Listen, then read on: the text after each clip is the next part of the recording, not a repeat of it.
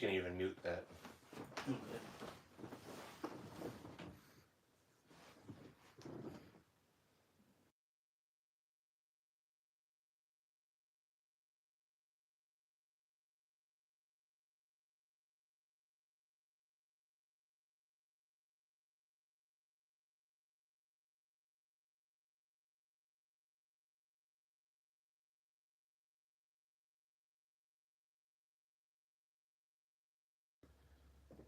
What's going on? You able to hear me, you orange smoke?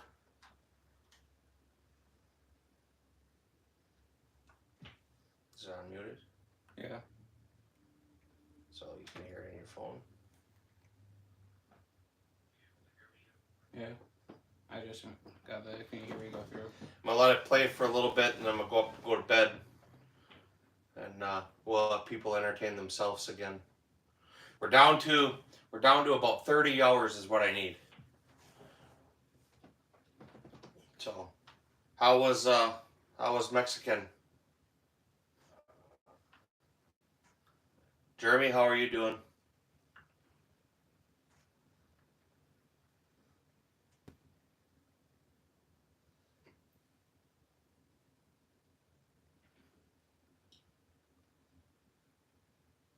That's good. I'm gonna guess we're probably gonna give somebody a seizure with the lights, huh?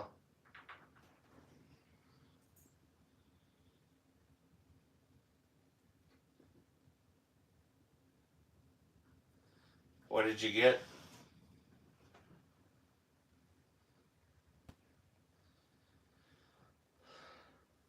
Yeah, like on the phone aren't as bad. I made this mistake. We got Domino's stuffed crust pizza tonight. I wanted to try that. Man, that's dog shit. It was bad enough I wouldn't even give it to the dogs. I just threw that shit right in the trash.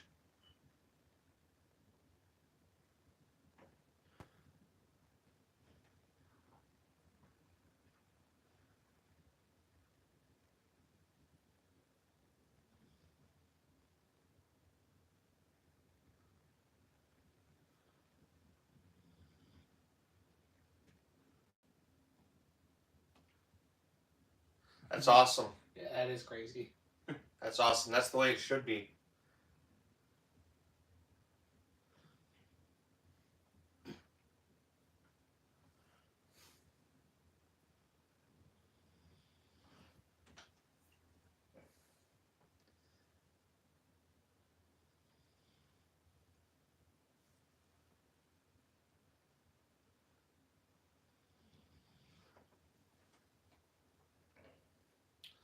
So yeah, we're down to about 30 hours. What did we get? What did we get today? 71. So that live we did earlier, we ended up with about 71 hours. So, almost there. Yeah. We'll let this play for a while tonight, and then probably try to kill one tomorrow. That should put me over my hours.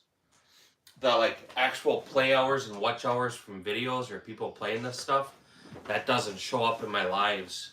That shows up in the YouTube algorithm.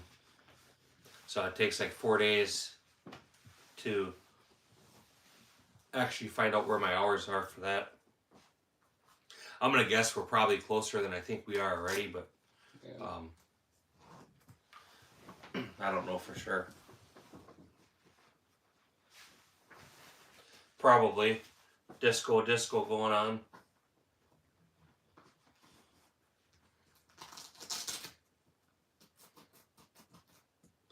It'll be even darker yet in here in a minute when I shut the other lights off. If YouTube would let you play music, I'd play some like Russian techno.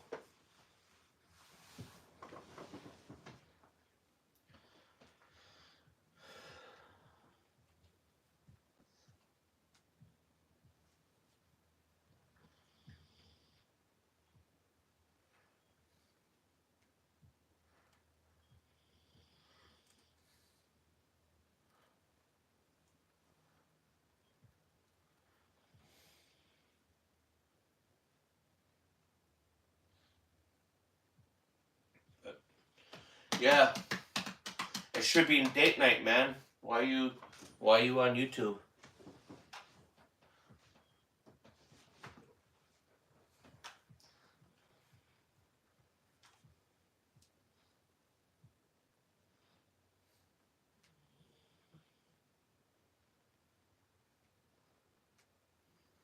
Yeah, I hear you on that.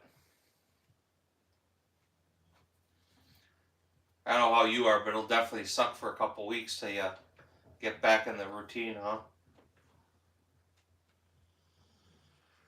Scoot, how are you?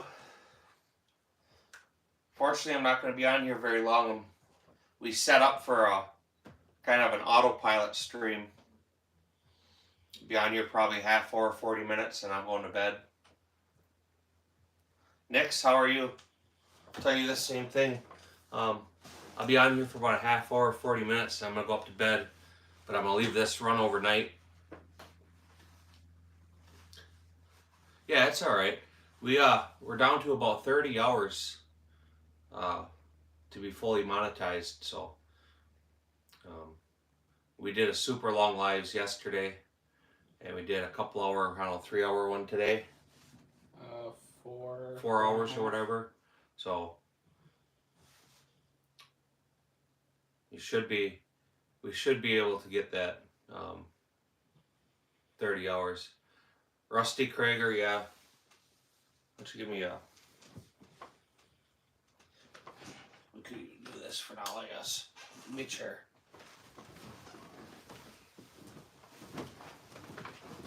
Maybe I'll just turn the flashy disco lights off for now.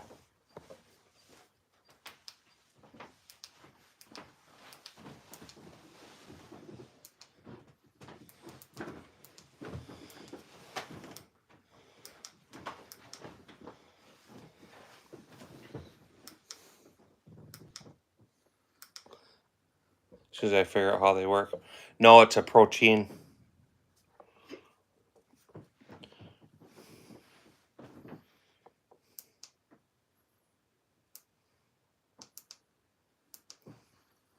Off button's one up. It's the middle button.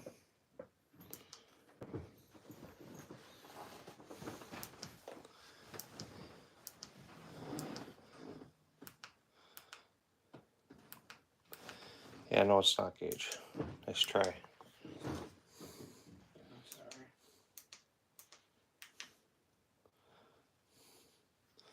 There. We'll do that for a little bit. No, it's a protein. So Norinco wasn't a necessarily a manufacturer. They were an export company. Like, what is it? 100 and some Russian or Chinese manufacturing plants all fall under a Norinco. It's export. So a protein is People's Republic of China export. That was the very first set of AKs that came into the United States. No, it's just an AK. It's just a bipod I stuck on it.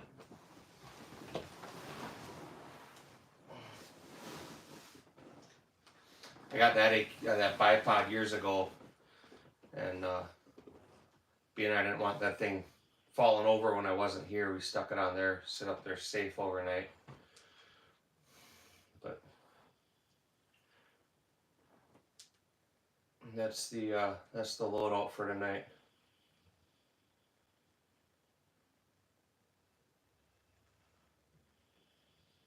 Dude, we'd probably get more than 500. We'd probably get like 10,000. I almost guarantee that. No, I don't even sweat it, Nix. I'm glad you're here though. Rusty Krager, yeah, that's a M70AB2. It's the actual Yugoslavian one that was marked before Serbia was Serbia.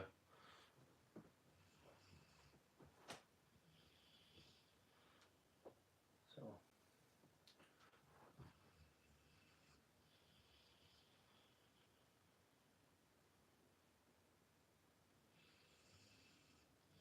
I mean, you told them, like, man, not unless you give me like $50, right? I'd sell my used dirty socks for $50. You let them.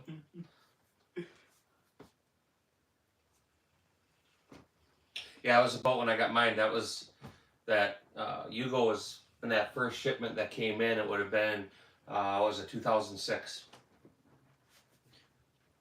I was a firearms dealer at the time, and I got a hold of a handful of them. But yeah, 2006. It would have been. Oh fuck! I think it was spring of 2006.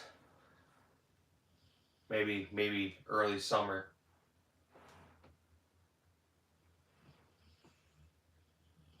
Maybe even been, yeah, I think it was spring 2006.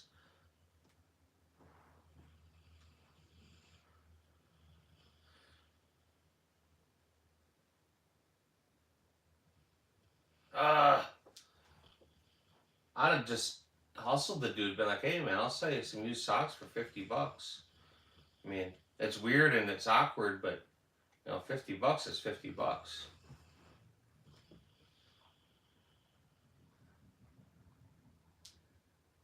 There was an ad on Craigslist a while back, and I actually seen it a bunch of times. But it's, yeah, I appreciate it. It was a bunch of people, and I don't think it was just a joke because I've seen the ad multiple times. But the dude was asking for used women's garments that were obviously used and not washed, and offering to pay top dollar. I told my old lady to sell him some of her old crusty underwear, but she got weird about it.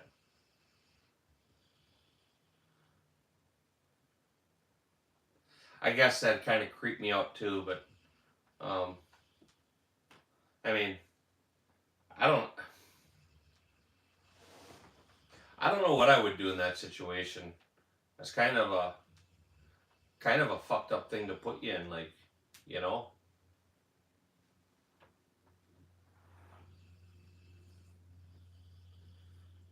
So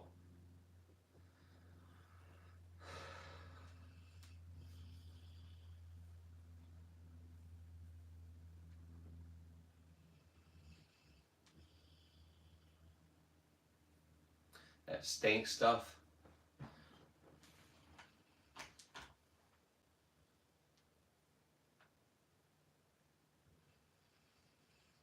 Oh, I bet. I said weirdos, man.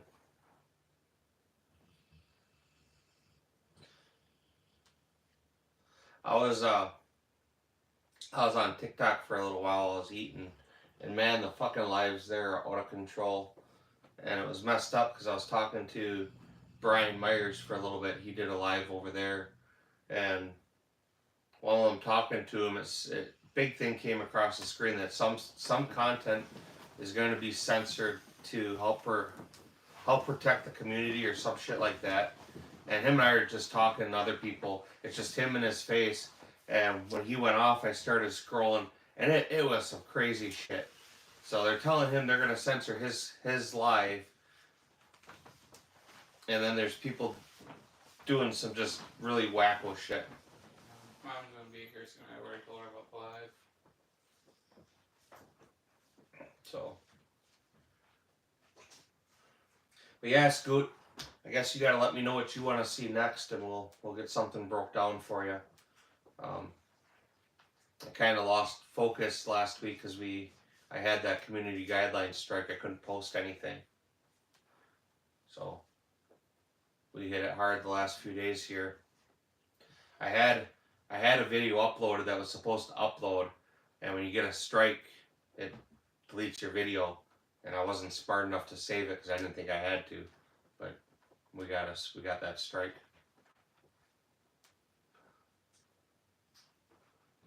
All right, well, we'll get some stuff for you though.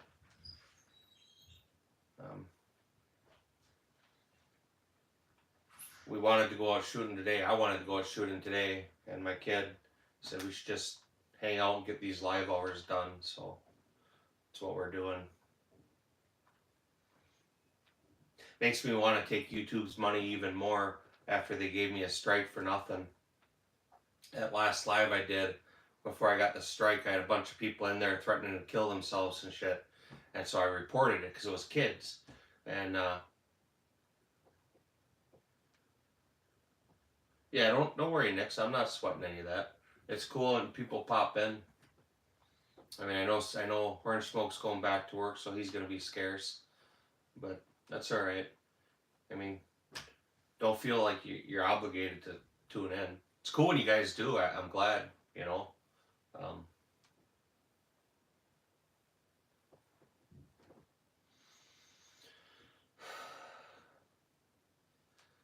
Grayson, there's so many people that come and go.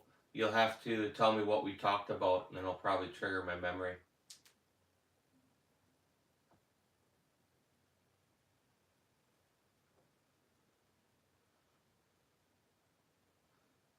Yeah, sometimes that's good that all that stuff's going through. It's been quite a while since I purchased anything, so um, any phase stuff, I think it's been a couple, 2-3 years.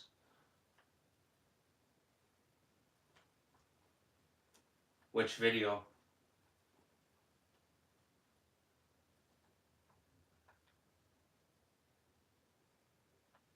And last live.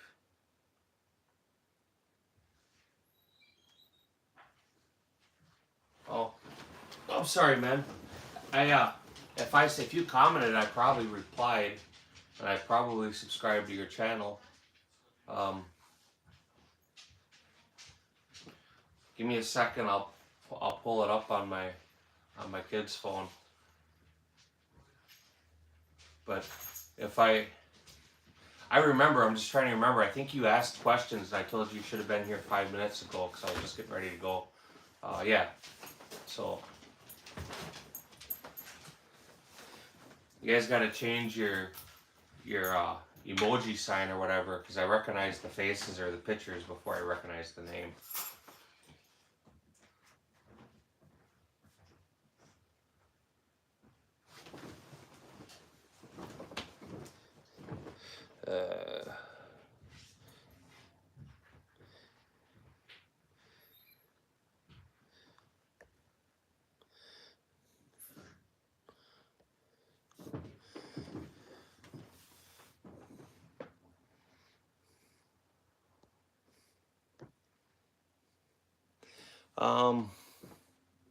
Michelin helmet mask look nice. I need some mannequin heads. You guys want to know something? I stole that mannequin head. I shouldn't admit it, but I did. Probably, I don't know, maybe 15 years ago, I was helping out a school I knew. I knew the director, and over Christmas break, they wanted to paint the whole inside of the school. So me and one of my friends, we were in there painting. And man, it was like, I don't know, maybe midnight, 1 o'clock in the morning. And I don't smoke, but he wanted to have a cigarette, so we went out the side door and he's smoking. And went to turn around. Well, they had that fucking mannequin head on a shelf. And dude, I'm telling you what, I fucking came out of my boots and it freaked me the fuck out because I turned around and here's a face. Just a face sitting there. And I took it. And I told them I took it. And they didn't care, but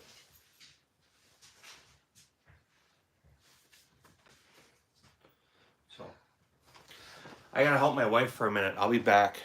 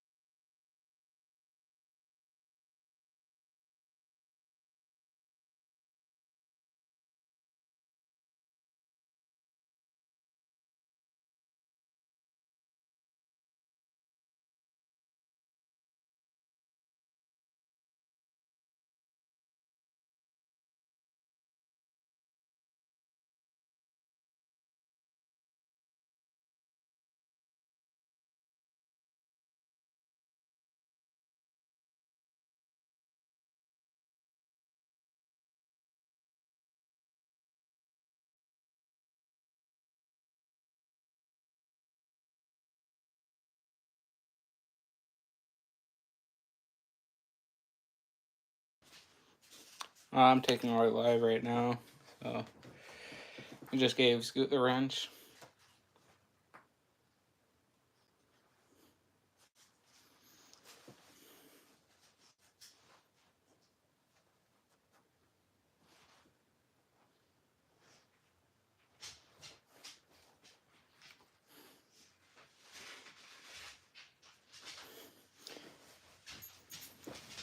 Jay Lee, do I even want to ask what you're doing with your right?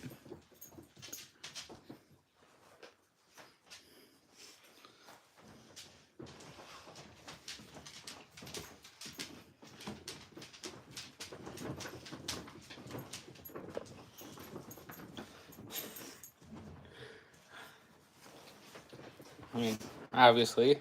What else would he be doing?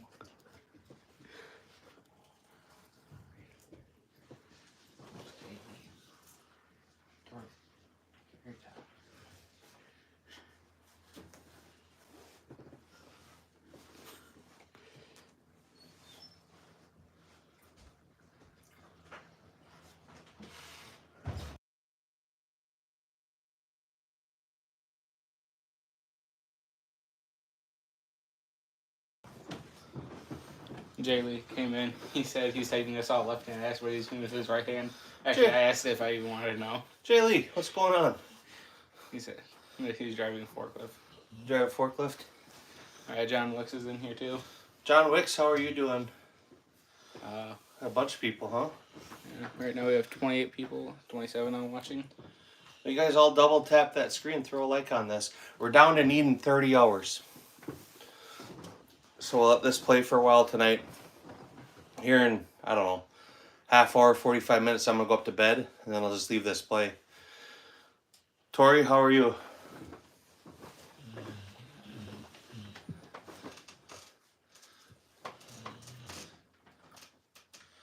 So you're dealing with hardwood all night. Oh, God, that's so hot, Jay Lee. I always knew you were a man of wood.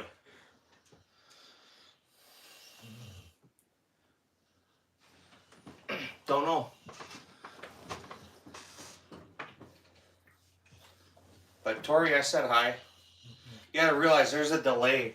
When you guys type something, there's like a 20-second delay.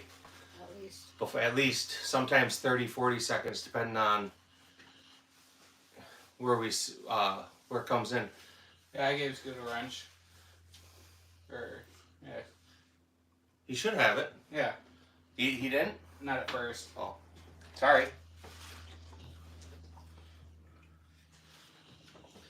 Yeah, by all means. I mean, you guys, you know the rules, you know how it works. Check out Tori's site. And then check out Grayson's. Grayson, are you still here? I'm sorry, I dipped out for a second, huh? I didn't see him when I was doing it. Mm-hmm.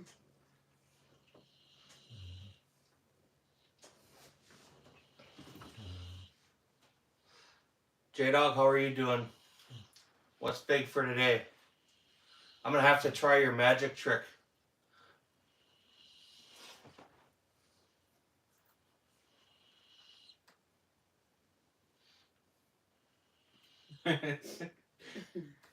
Oh, I found a channel where all he owned was tours.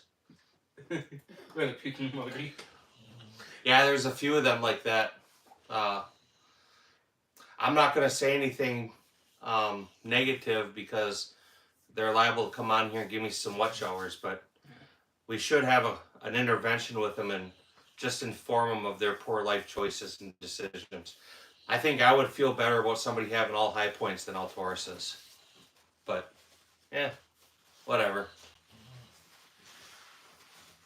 You gotta work for another 40 minutes. Well, at least that 40 minutes will go quick. But I appreciate you jumping in here and hanging out. There you go. Make sure you get some footage. If your kids are small, don't ever get footage of the sides or the face. You got to do it from the back so they can't tell. But that's what I'm saying. At least they're USA made, so I can almost feel better about somebody's poor life choices with high points. And, you know, we all know there's somebody out there. There is a person out there somewhere that has every single high point they ever made. You know there is. You know there's a collector. I don't know who it is or what kind of weirdo, but you know there's somebody out there that collects high points. You know there is. There's got to be.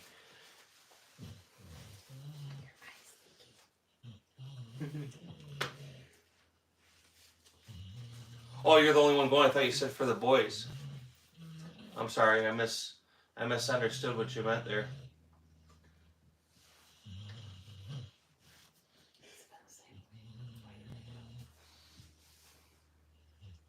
Yeah, I own two Tauruses. One is the one my mom had that was her carry gun when she passed away, and the other one I have, and it was out earlier, is that 7-shot 357.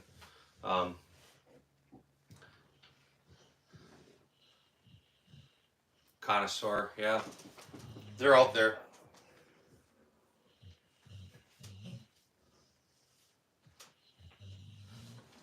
Well, we saw some of your pictures, Scoot. Fubar. He's gonna pull that shit down. Gage, fix it.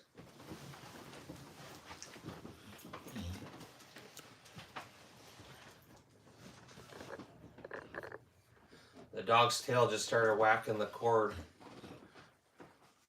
so we gotta fix it for you.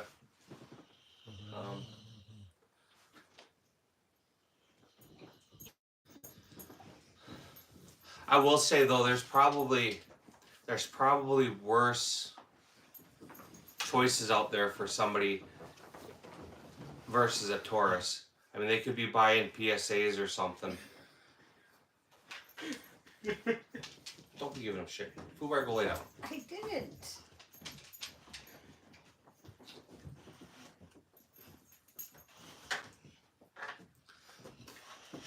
Yeah, Scoot, Nix is a pretty good shit too. That's why I make you guys mod, so you can just go and check out everybody's channels.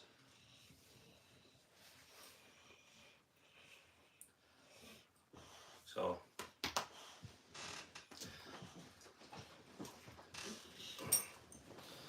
but yeah, I wanted to go shoot today, and the kid, like I said, the kid was the voice of reason and said, hey man, let's get these watch hours done.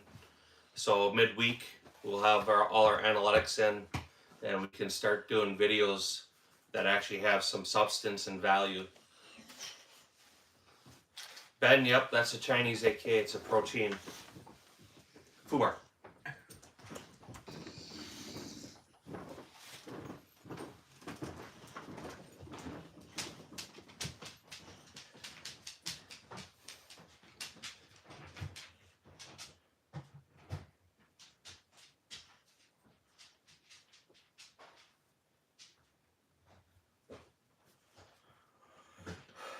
Ben, I appreciate the question. Feel free to double tap that screen, throw some likes up on this video for me.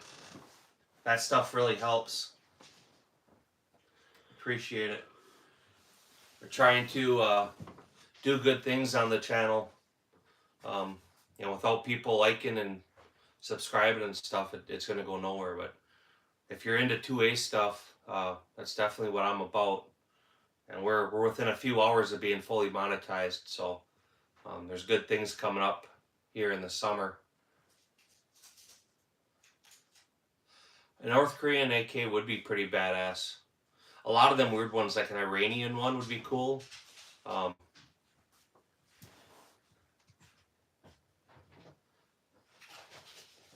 would even like Saudi Arabia manufactured some. I don't know how many, but I know they manufactured some. Theirs would be kind of cool too.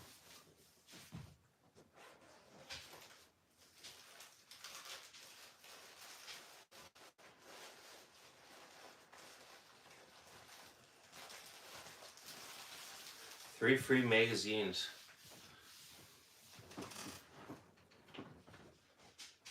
Yeah, the Maudis are badass. I'll give you that too. They're cool looking.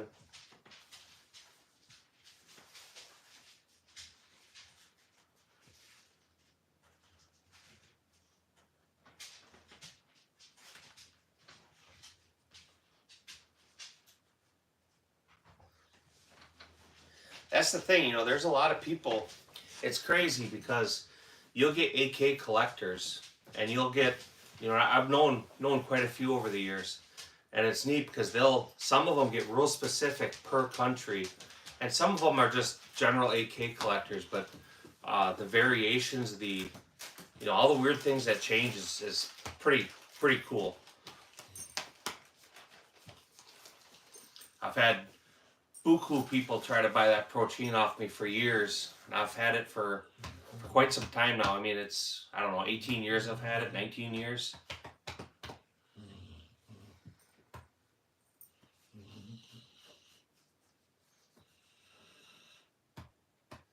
Are you? Have I gotta look now next.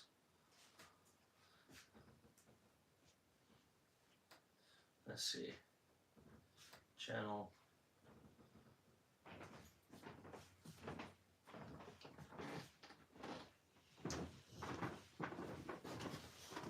I can't get the channel to pull up. What channel is that on? What is it? It's on FB. No, that's on other channel.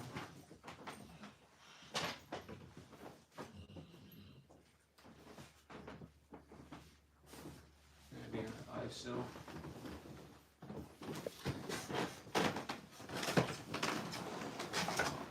Well, if you ever decide to post them, I'd be glad to check them out.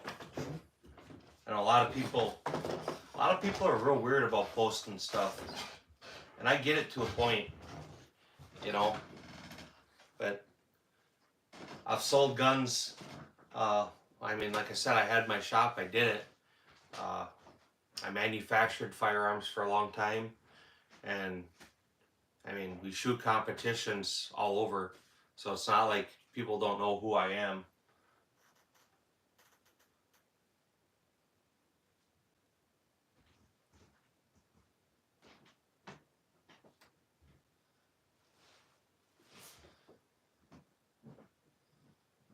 Yeah, I think I pressured Orange Smoke to start posting content. It's kind of cool, and everybody's got a different perspective.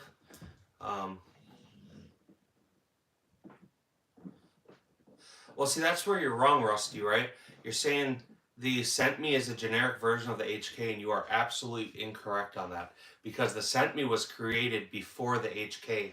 After World War II, some of the engineers that created the Stormgewehr, STG-44, they went to Spain to work, because obviously Germany had just been defeated. There wasn't much work for German small arms engineers. They went to Spain, and that's where they created the sent me C, the sent me whatever the other number is on it. But they were there for 15 years, 10 years, and they went back to Germany. At that time, Germany had been denied manufacturing rights for the Fabrique Nationale FAL. That's why Germany developed their own domestically produced battle rifle, which turned out to be the HKG3 roller delayed rifle. So there's your firearms history for the day.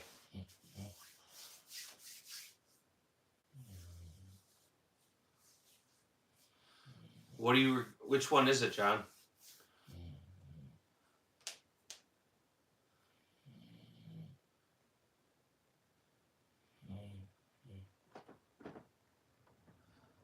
I won't say that the sent me's cool. I'm not really a fan of the sent me.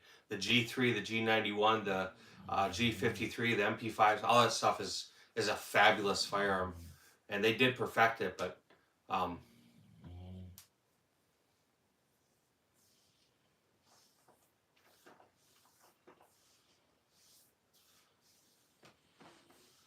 yeah, I try to keep it different.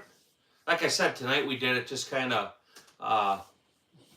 I'm going to be shutting it down and turning flashy lights on and leaving. So I did some eye candy for people just scrolling through it. They still get a minute to stop and look at the stuff. Mountain Man, no, you're not late. We came on a little bit ago. We're going to do a live for a few minutes here, and then I'm going to leave this run and head up to bed. Frostburn, I appreciate it. Double tap that screen for me, man.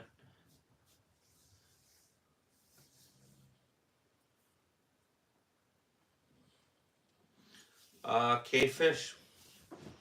Not sure what you're asking. This is the North Hollywood option.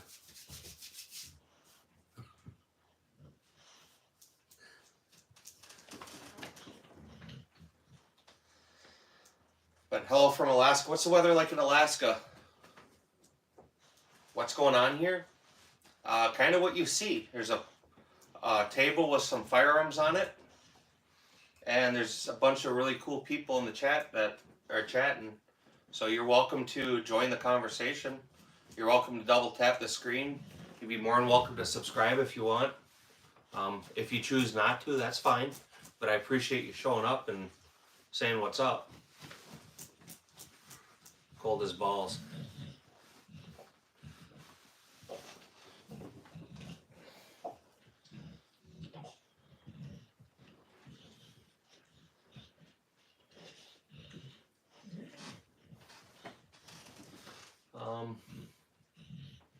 Let's see.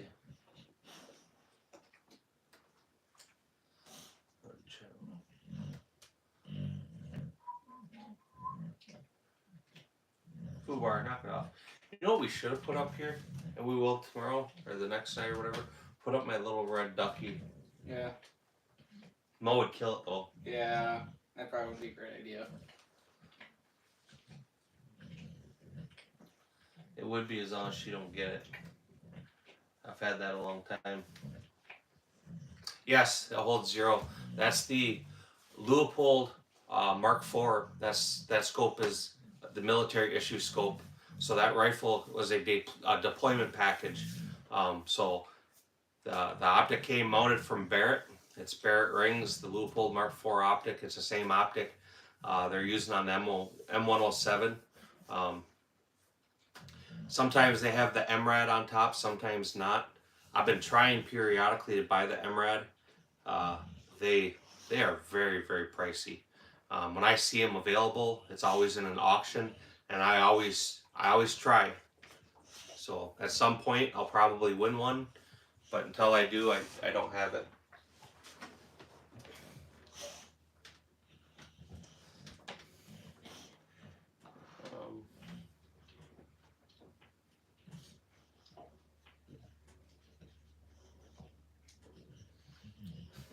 I like it when they just I like to just sit back and read the conversations. You guys are fucking hilarious.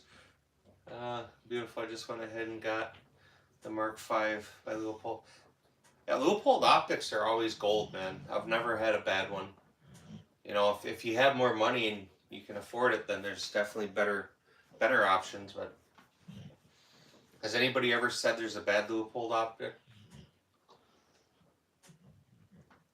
Some of them are maybe priced a little heavier than they should be, but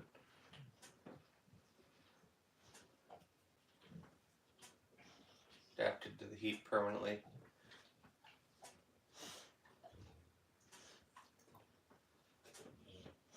Hey, Frostburn, do you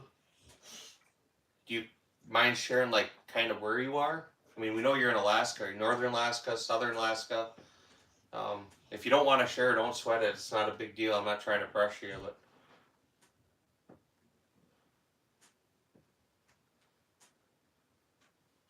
straight up dog shit. Well, that makes me feel nice.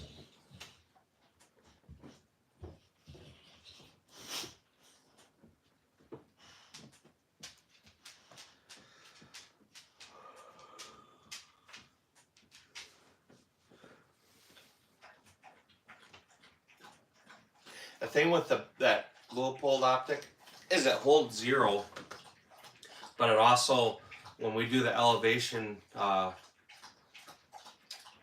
or down, we can go back to the point of 0 just by the clicks, and it's always goes right back where it was.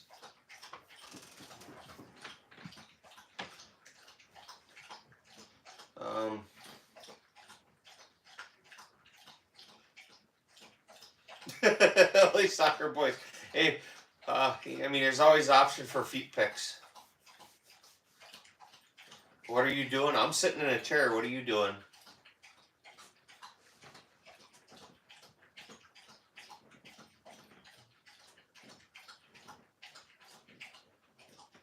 all Black Ops, now you've seen 4. So I'm glad we were able to do that for you. But double tap that like screen. I have a ZPAP M85 and 5.56, but no, nothing up on the table here is 5.56.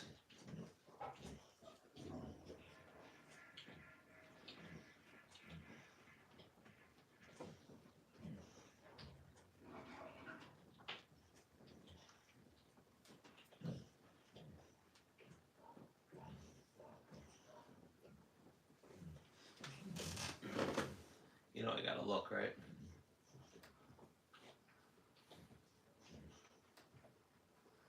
Let's see. Yep, they're all real, bud.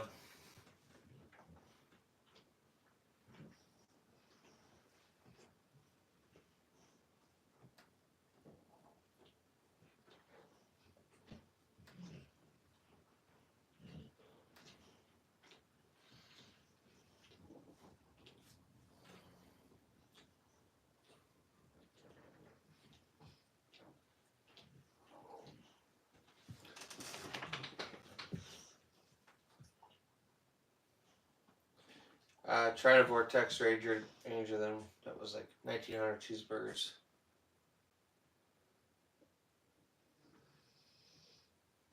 Hunter, double tap that like screen.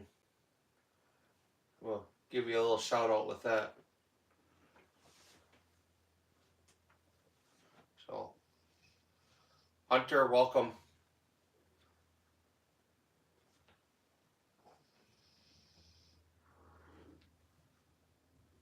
My uncle has the best ends.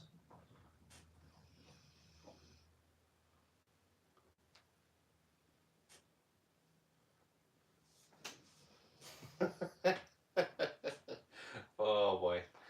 I gave you a sub. Got to support each other. There you go. Black Ops, I know Vietnam vet used shotgun jungle warfare.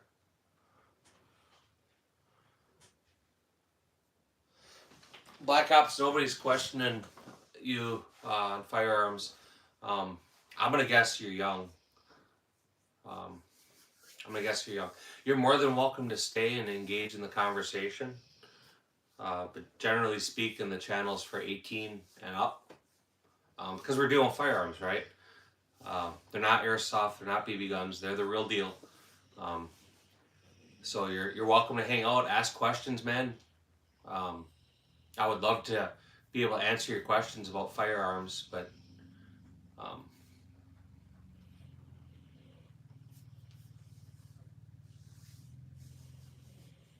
make sure they're not peeking in.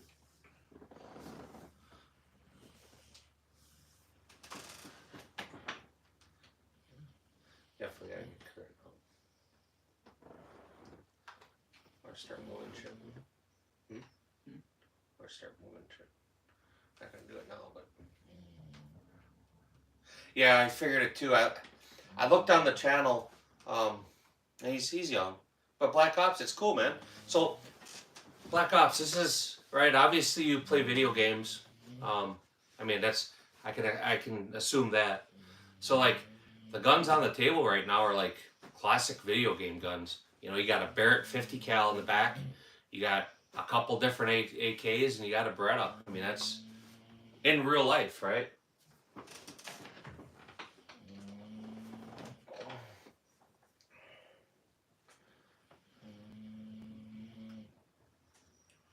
I have a lot of different firearms, so I couldn't really say one is my favorite over others. I have a favorite pistol and I have a favorite rifle that I enjoy shooting, but it's just for pure sentimental purpose. It's not like it's my favorite gun.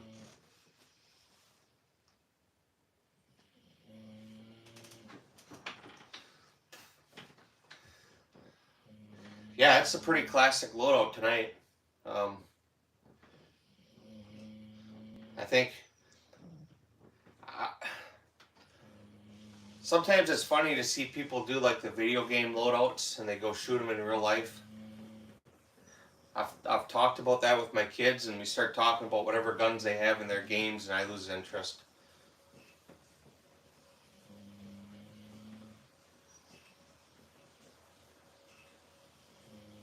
She's not back on.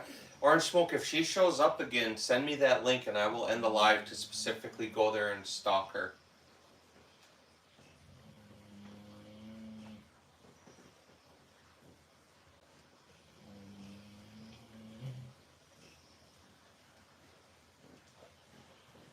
When I say stalk, I mean just like look at her through a TV screen, not like, you know, I'm picking up hair clippings at the barber shop.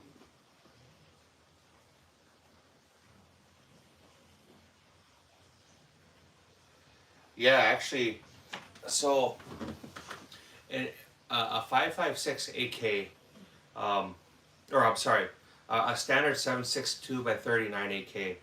It's not like it's a hard recoil, but it's bouncy. There's a lot of movement there. It's slow, chunky, chunk. A 5.56, no matter what barrel length, what setup, they're smooth. It's a real fast cycle rate, just to-doom, real fast. A 5.56 AK, I think it's actually got a smoother impulse feel, like actual felt recoil in the shoulder. But the gun is chunky. You hear the chunk in it. It's probably not a great explanation, but that's how you'd explain it, right? Yeah. Pretty accurate.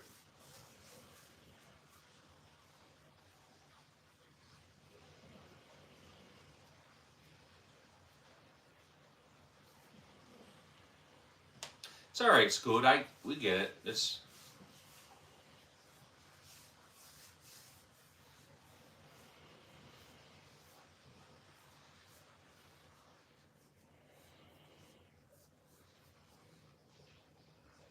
the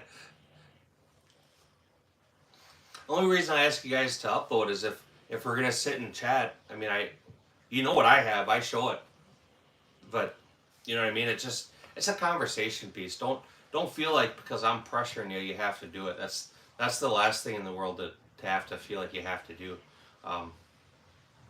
You know what I mean? I hope that makes sense.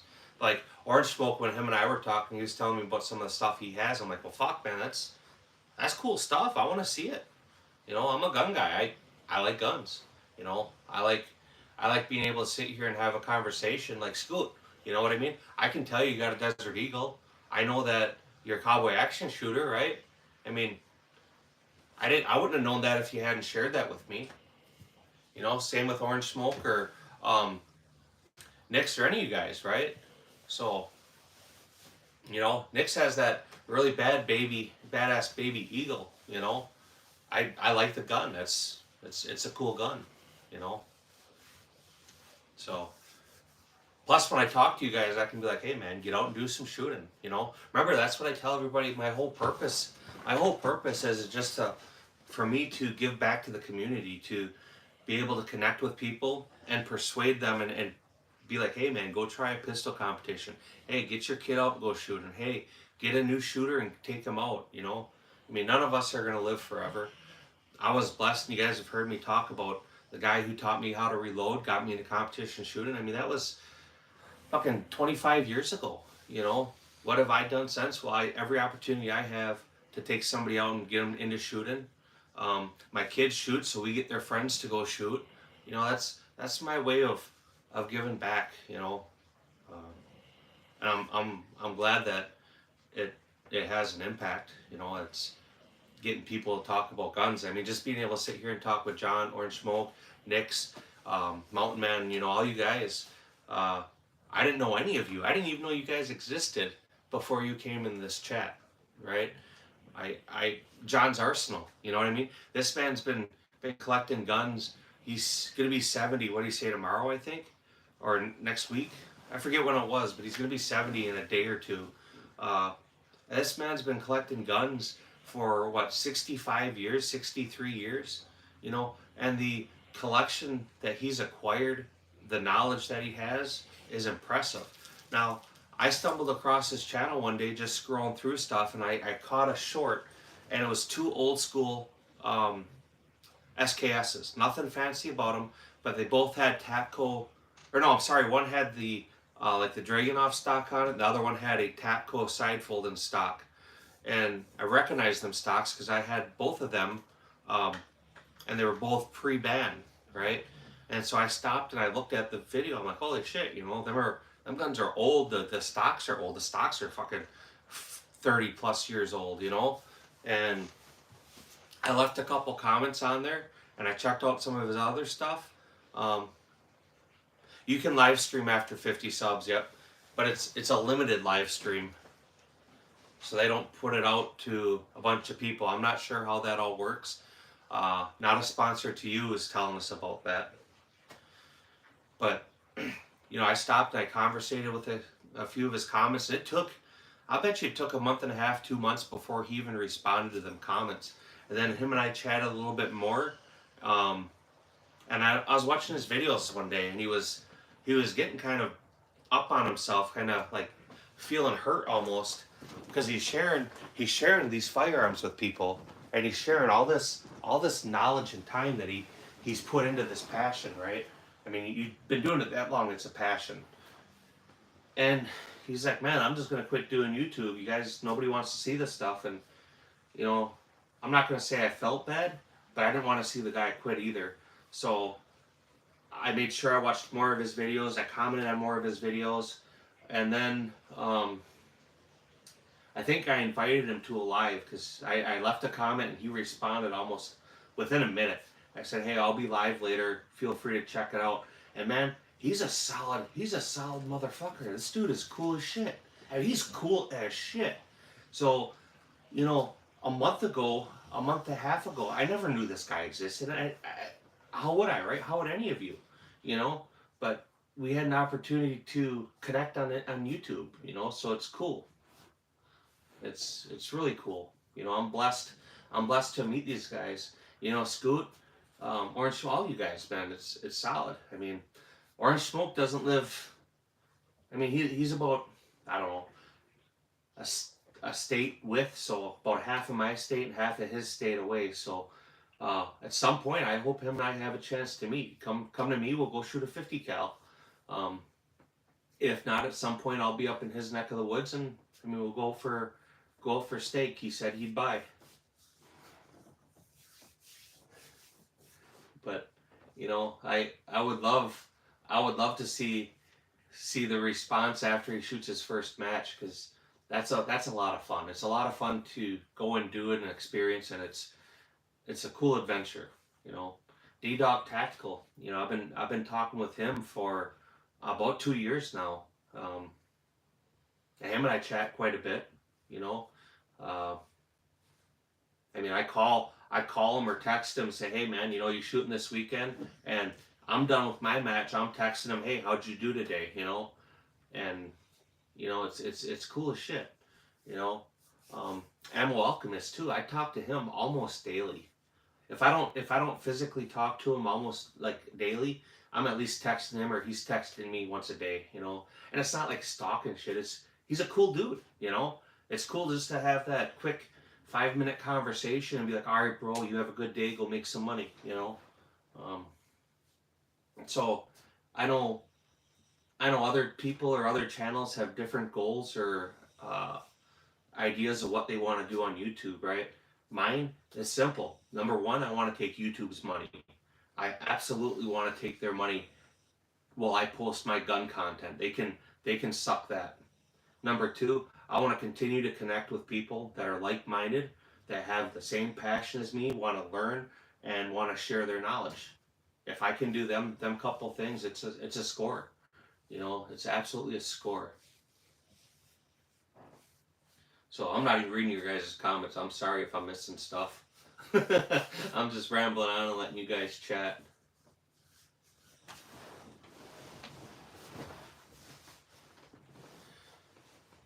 Get out and try the matches if you want help finding them.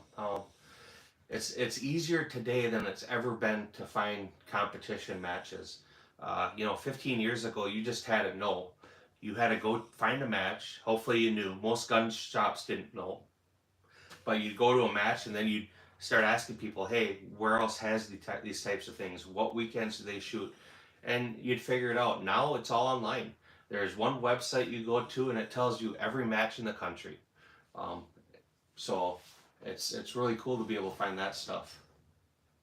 Yeah, Scoot, I'm really glad you're here too, man. I mean, you guys come up in the comments and I, hopefully you can hear I get excited to chat with you. You know, we get the guys that coming in, the trolls, right? That's fine. You get people that are coming in new, you know, we're able to connect with. But when you guys show up, it's, I mean, it makes me feel good because it's like talking to somebody I know personally. You know, it makes it a whole lot easier to sit here and ramble, you know.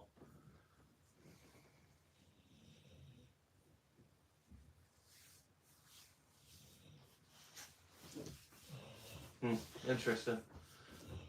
You grab me a soda, please. Yeah. But, you know, I wish. The other thing I should say too about some of the people I've been able to connect with, but like even people that have connected in my lives or whatever else, I'll use D-Dog again. There's another channel, the Prepared Fatherness or whatever. I think that's his channel's name. Them two live real close together. They've been out shooting now. Patriot Arms and not a sponsor. They're within 20 minutes, half hour of each other. You know, so I don't know if they've connected yet. I know they're talking about it. King Bon, I don't know what you're talking about. Gonna wear something. Patriot, I was literally just speaking your name, sir. But I'm sure if you commented, you probably heard that, right?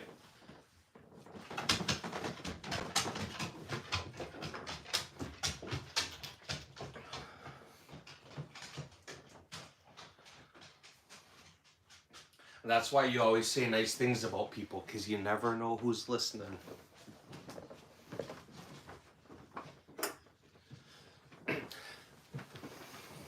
I'm trying to think. I think one night I just scrolled across Patriot's site. I think he was playing a guitar on a Sunday night. And I don't know, I just started chatting with him. And I mean, for you guys interested, he does his lives every Sunday night. Usually like 7 o'clock, 8 o'clock, somewhere in there, Central Time. But I don't remember why I stopped. I think I was actually going to troll him a little bit. But I started chatting with him. It's like, man, he's cool shit. I like Patriot. You know. Been married for I think I've been married 28 years now. Yeah, Patriot, welcome. How are you doing, sir? Good to see you. We're within about 30 hours now of full monetization. I may be closer. I probably am because I have no. My time goes back to what was it, the 6th? Yeah. So my algorithms go back to the 6th. So the 7th, 8th, 9th, blah blah blah. They're not in the YouTube algorithms yet. So I'm probably there now, but we'll kill some time today. Probably some more time tomorrow. I'm not sure about Sunday. So, I mean, I'll be on your stuff Sunday night with you. I hope so, man. Jonah! See? Jonah, how are you doing, sir? Hey, Jonah, I didn't know you were coming, but we got a Beretta out for you.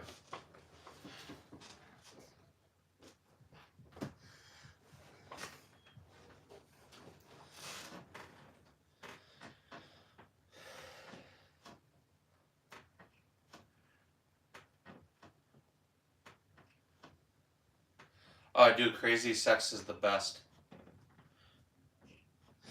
Only thing better, and maybe it's not. Only thing close to Crazy Sex is Angry Sex. Angry Sex is always the best too.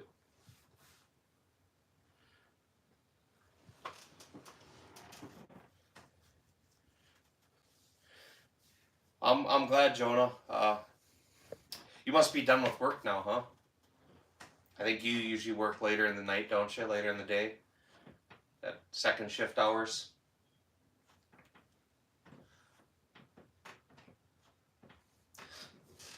Jonah, we're super close now to being fully monetized on this channel. when we looked earlier, we're within about 30 hours. So, not that it matters or anything else, but it's an accomplishment. It's something I've been working on for a while. I should have been doing lives and long form video for a long time. And I'll be honest, when I looked at YouTube, and like one of their prerequisites or one of their options to monetization was 10 million views on a short in 90 days. I admit I looked at that and I'm like, man, look at these videos. People are getting them kind of views on. I thought it would be easy, and it's not. So, right after the first of the year was when we started doing lives, and obviously, it's a great way to get your hours. It's weird. It's weird doing a live. It's hard to know what to talk about or whatever else, and it's cool when everybody shows up, but tab for suppressor is Leopold.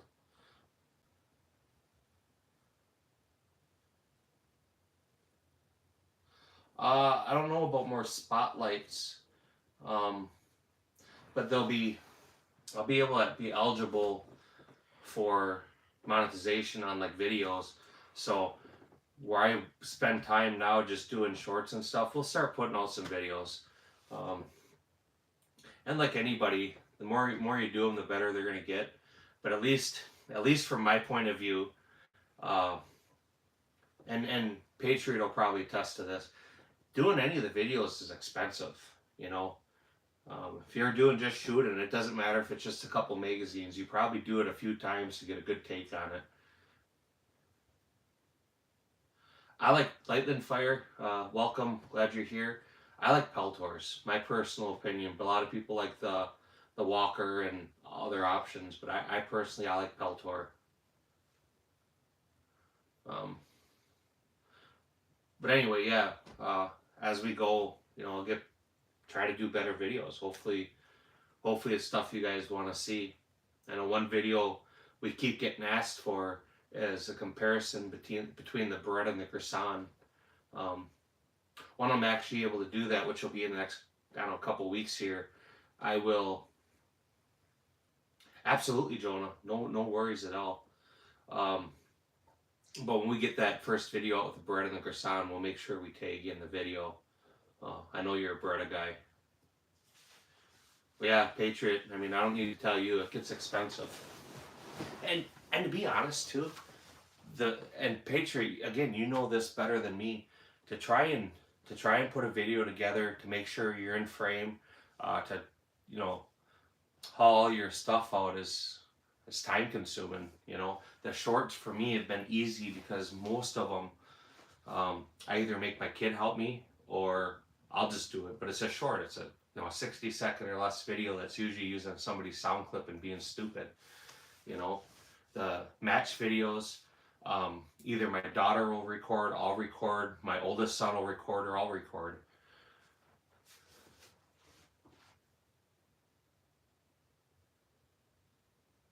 Yeah, like Scoot says, I'm sure you know that, Jonah. You know that we can't handle firearms on lives, you know.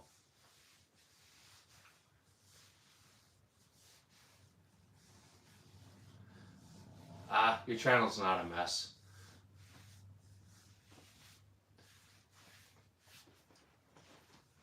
You know that, again, Patriot, tell me if I'm wrong, but the whole YouTube thing is such a roller coaster.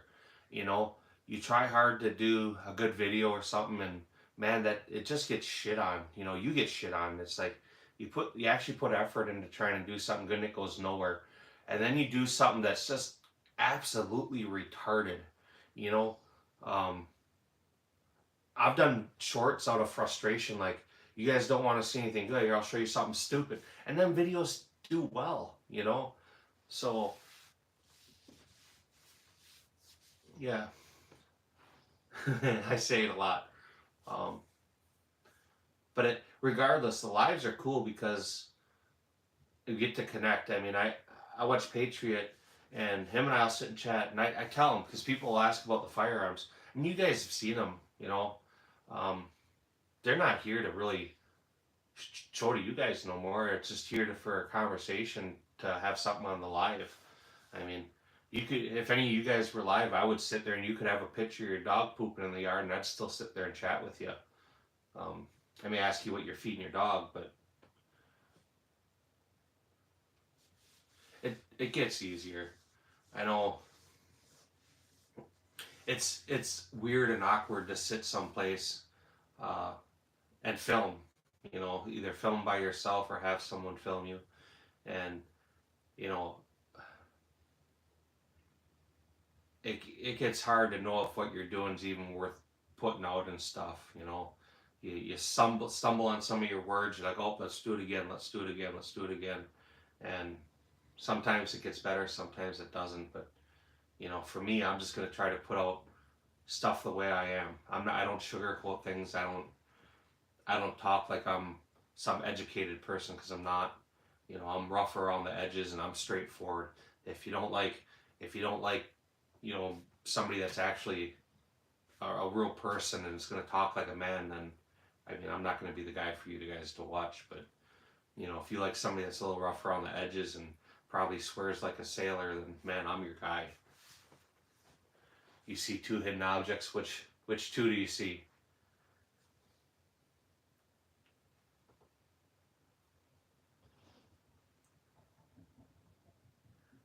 Ammo, ammo, ammo. How are you doing, sir? Did you get your picture I sent you? I screenshotted you when you were bending over. Yep, there's a hidden airsoft in there. They're all hidden. All airsoft. There you go.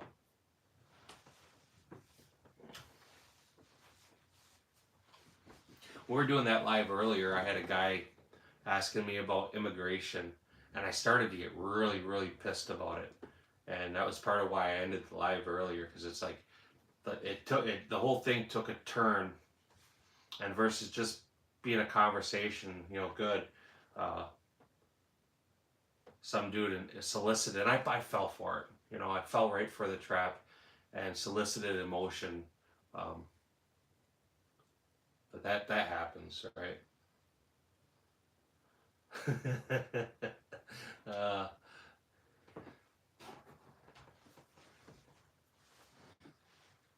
Yeah, it sucks. But Patriot, that's why I always try to get in them videos. I may not get in them right away when you post them, but I always try to get in there and leave comments. And if you guys notice, I mean, Ammo, I know you notice this, but I have a couple other channels. I'll come in them if I leave a comment on my main channel and you haven't posted anything in a few days. When I scroll back through to check your content, I'll check it in my other channel and make sure I leave a comment from that one too. I mean, you guys know it's me, but it's just my way of letting you know, number one, I'm thinking about you. Number two, that I care enough to watch your stuff. And number three, to, I mean, help with the algorithms.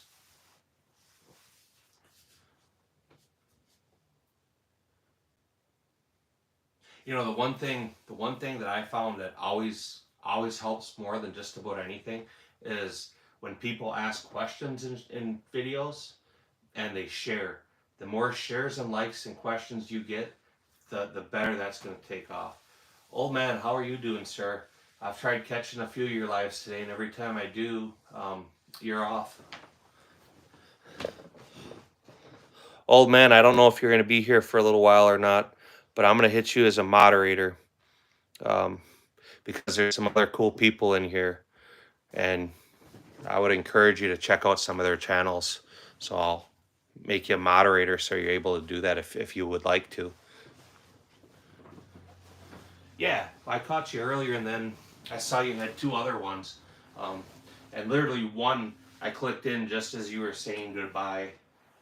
But I try to catch your lives. Did you ever get out shooting today? Did you make it? I saw you were spooling your fishing pole up your reel.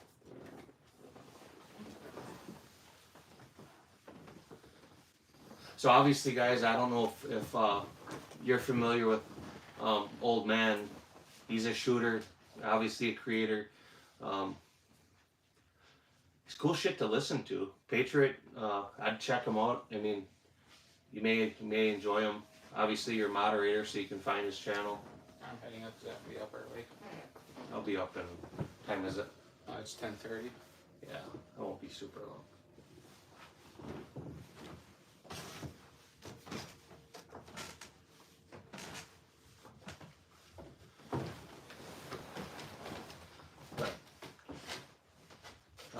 Don't blame me, chat. I made one bad joke earlier on the channel. Yeah, so obviously, Old Man. I would bet you probably recognize most of the channels that are here, or most of the names. So yeah, you guys. Jonah here. Hold on. We'll make this easy. Here in a little bit, I'm going to be going up to bed, but you guys are more than welcome to hang on. I'm going to be probably another 15 minutes or whatever. But Jonah, we'll make you a moderator too, so you're more than willing or more than able to click in any of these guys' channels that are in the chat. They're all good people. They all do good stuff. I'm not going to say they're as cool as me, but they're close.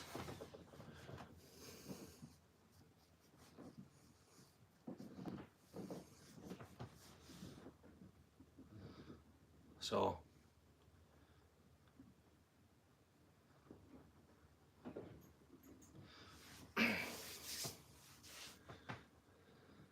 I wouldn't say I'm a saint. I'm just, like I keep telling everybody, I'm trying to share.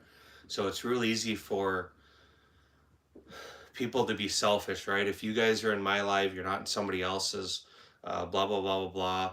It's great to have you support me, but why would I share that? Because then you're going to be in their videos and not in mine, right? But the truth of it is my whole purpose is to share the community. So if you guys aren't in my videos and you're not there, that's fine. At least support somebody else doing the same thing, you know. And that's honest, man. You know,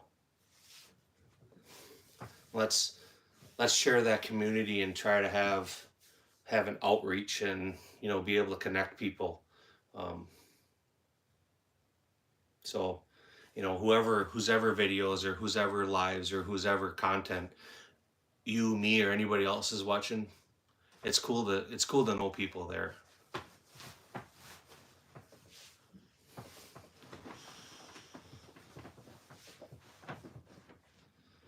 So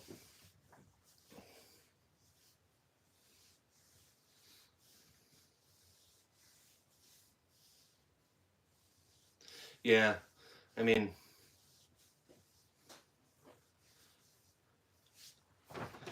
I just, like I keep saying, my goal is just to share the community and get people involved.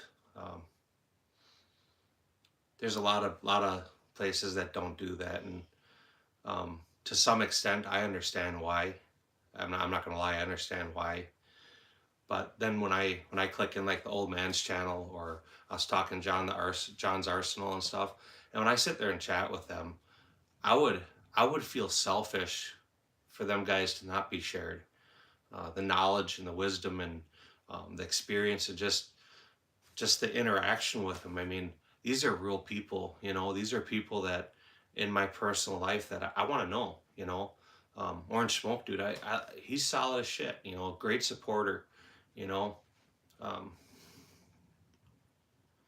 Dude, Jonah, I don't know if I've ever asked, what state, you don't have to tell me, but what state are you in? Are you close to Wisconsin at all?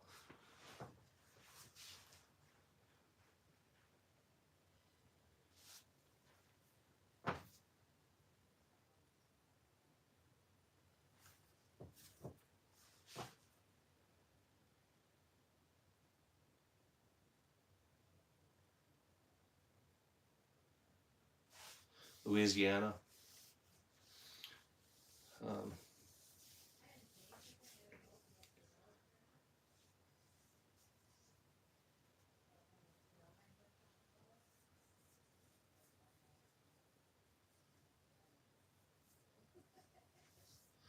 I took a quick peek at the little master. Yeah, he's got some cool stuff, man. He's cool shit.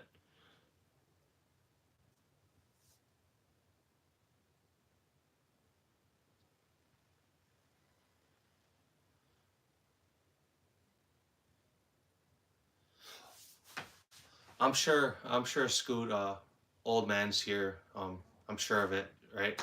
Old man, you're still here, so I'll vouch for Scoot. He's a good dude. You know, whenever we text people, no, Wisconsin's got phenomenal cheese. We're the Dairyland, um, worldwide famous cheese. If you're from Wisconsin, you eat cheese, beer, and brats. That's what we got going on here.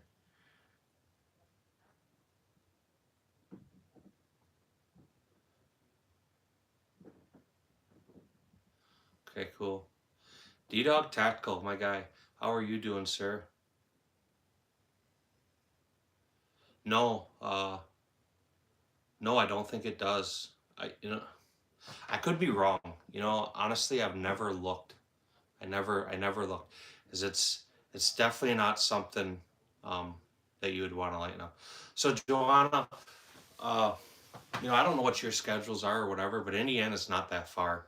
If at some point you have some time off coming up this summer, man, reach out. Come to Wisconsin. I'll take you to the range for the day.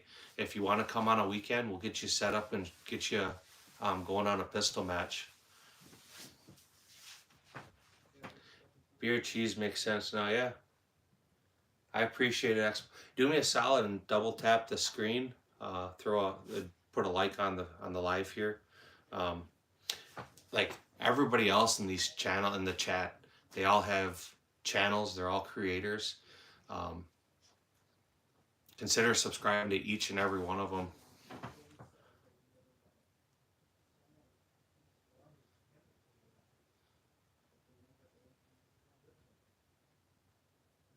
Yeah, it's just a matter of when you want to. Georgian, how are you doing, sir? You submitted your lab report last minute. When do you have to have results, or when are they going to give you? They probably didn't do everything right there, huh? Right on. Double X, if you go in my regular channel into a short or something, actually hold on, if you go in the regular channel to a short and you leave me a comment there, I'll come to your channel from my main one, and I'll sub from you from there. I can pull your channel up on my laptop, but I can't sub with the live going.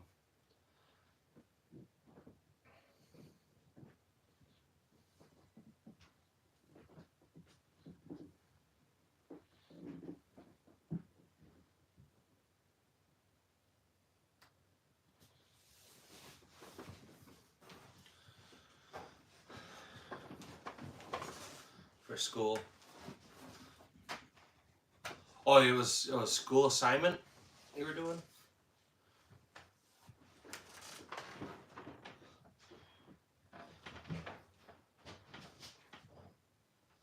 Up to Cedars Point. Yeah, Jonah, Patriot Arms, he may even be closer to you. I've been trying to get him to go shoot a USPSA match too.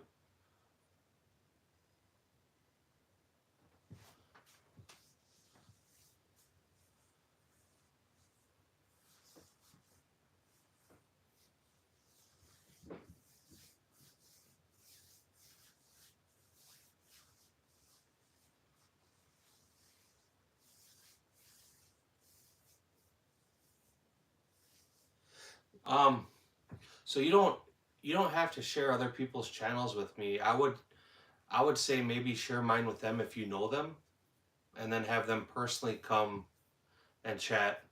I would like, you know what I mean? If you want to share their channel names in one of my shorts, I'll go to their channels and check them out. And I mean, but it's kind of like sharing phone numbers. I wouldn't give somebody else's phone number out.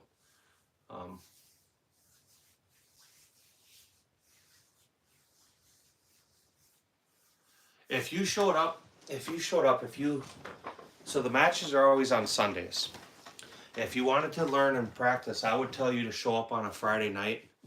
And we would either go out Friday night or we'd go out Saturday morning, and we'd spend the day at the range. And then we'd shoot the match on Sunday. So obviously you gotta take a hotel room. I got kids and dogs and stuff. There's no place to have people at my house, but we'd definitely go spend the day at the range. But we'd get you set up. You'd go shoot a successful match. You wouldn't get disqualified, and you'd be safe. Yeah, then feel free to go into a short and leave the channel names, and I will go to their channels. If you leave it here, once I end the live, I can't find the comments. I have no way to recover them.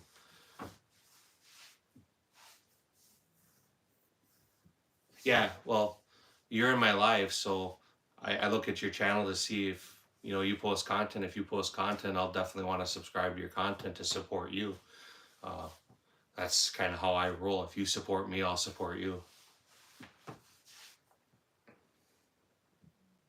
Yeah, absolutely, Patriot. I would love to go spend the day out at the range with you too. We'd have fun.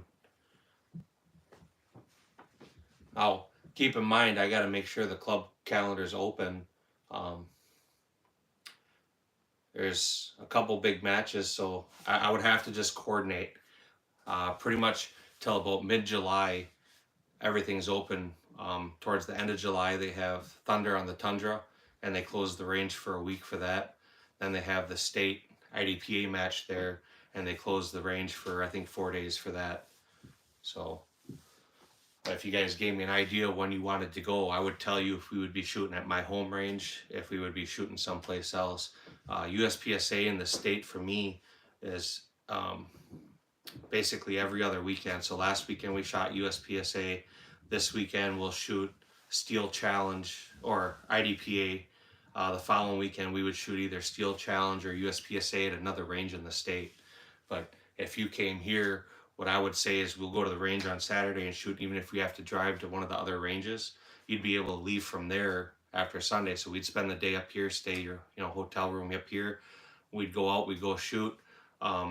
You'd crash again that night. The next morning we'd drive down to wherever these other ranges are and shoot there.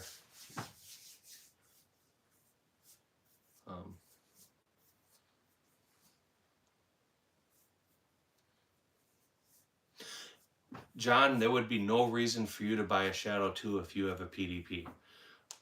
Other than buying guns is always fun. The Walther PDPs are phenomenal competition guns. So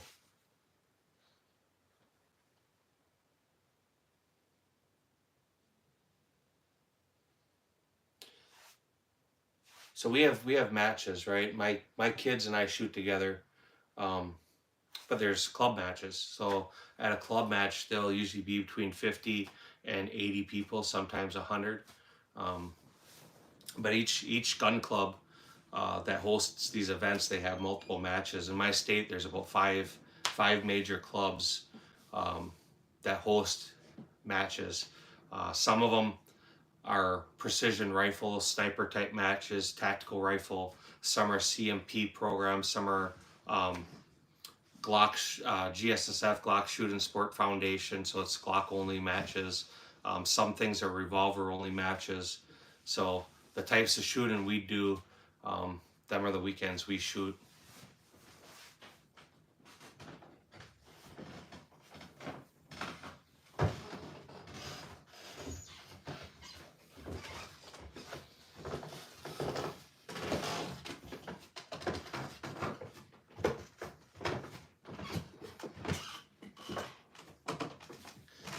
The gun broker stuff, that inventory is constantly changing, so I would stay on top of that. If you deal with any local shops, tell them to find or contact their distributor and get put on the list. So if you want to find a gun club, generally you can just do a general Google search, say gun club, right? If you want to find a place that hosts pistol matches or rifle matches or any kind of competition, you go to SIG practice score, SIG practice score, and that you put in your area and stuff, but it'll pull up every match, every type of competition that's hosted in the country. And you refine the searches down by the type of match you want to shoot or the area you want to shoot or whatever. But pretty much nowadays, modern days, any club that hosts any kind of competition posts it on SIG practice score. Yep. So Kyle, yeah, well, I mean, it gets you close enough. Yeah, it's fairly. Dallas, how are you doing? How was work? So Kyle, obviously, it's on a live, so I can't pick up any guns and show you. But yeah, Jonah, it's easy to find a match, and you want to go shoot. You need a gun, USPSA. You need a gun and generally 4 magazines and a good holster and a mag pouch. That's it. Usually 150, 200 rounds of ammunition for the day. Most match fees are somewhere between $15 and $25, sometimes $30. You show up and you shoot. If you're a new shooter, I mean, you come with me, I'll teach you. Or if you just show up early and you go talk to the people, say, hey, I've never shot this before, they will take you by your hand, and not like a little kid way, but they'll take you and they'll walk you through it, and they'll mentor you. Everybody in the shooting community, they wanna see that sport continue to grow.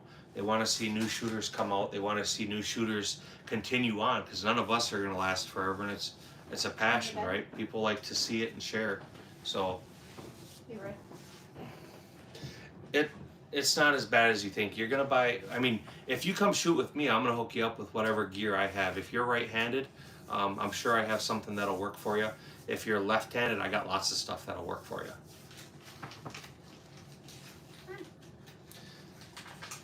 Yeah, Dallas, glad you stopped in. I tried catching you last night and I missed you. I don't know if it was a recorded live or whatever.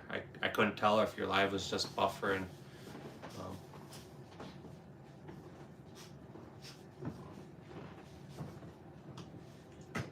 Yeah, well, you know, it's a different atmosphere. So, you know, if you're not doing something safe, you're gonna get stood on pretty hard. But like a lot of public ranges, they don't know you from anybody else, and a warden or a range officer in them situations, they're usually more on the prickish side. And the truth of it is it's not that they're necessarily singling you out, but there's so many people that they have to deal with that are being irresponsible, reckless, or dangerous that it just gets tiring, right? You know, everybody's a human, and any of these guys that are chief range officers that are working at a range, working at a public range, I mean, they should almost be getting a bronze star for some of the stuff they have to deal with.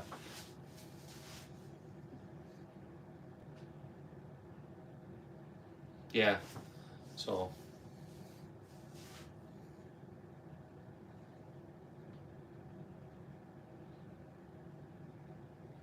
Yeah, and I think Jonah, I've told you that from the first time we started talking. You know what I mean? You'd be more than welcome to come shoot.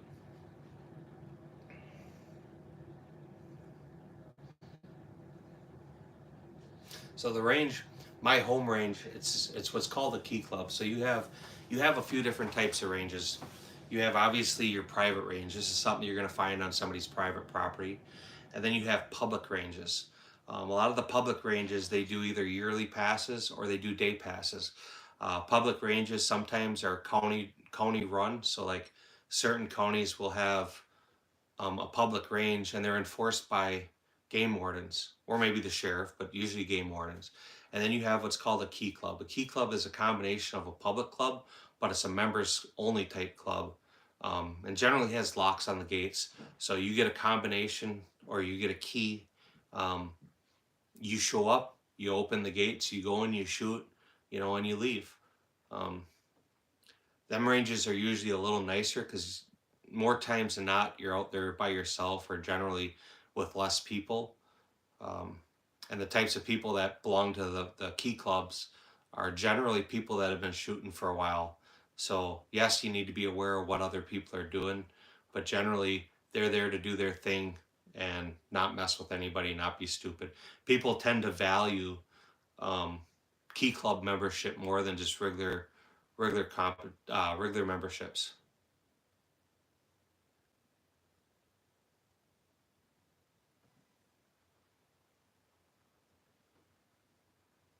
Yeah, so absolutely, Kyle.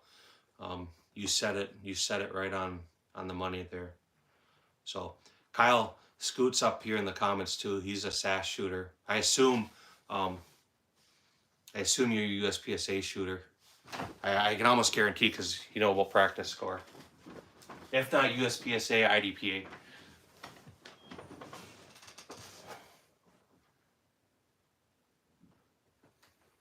Let me say this too, Jonah.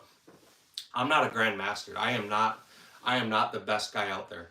But what I am is I have 25 years shooting competition. I've shot just about every kind of discipline there is. Precision rifle and USPSA. There you go.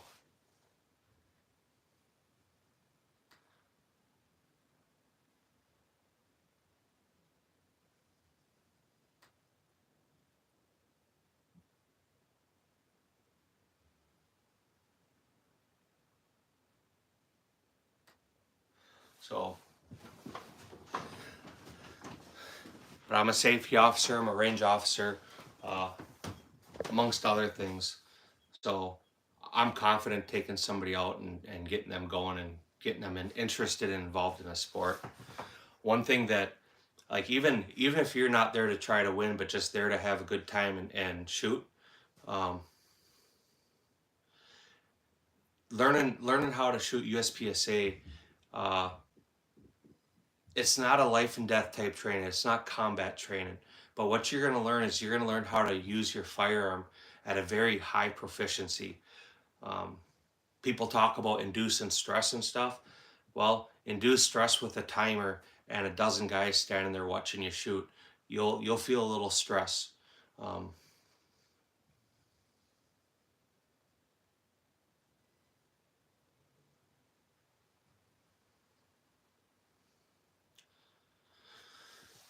yeah. So I don't know. What your guys' clubs look like in different states. Obviously, I know in my state there's clubs. There's big clubs usually every 30 to 60 miles. Um, there's the gun range, gun gun indoor shooting you can do, but the outdoor membership clubs are usually where it's at.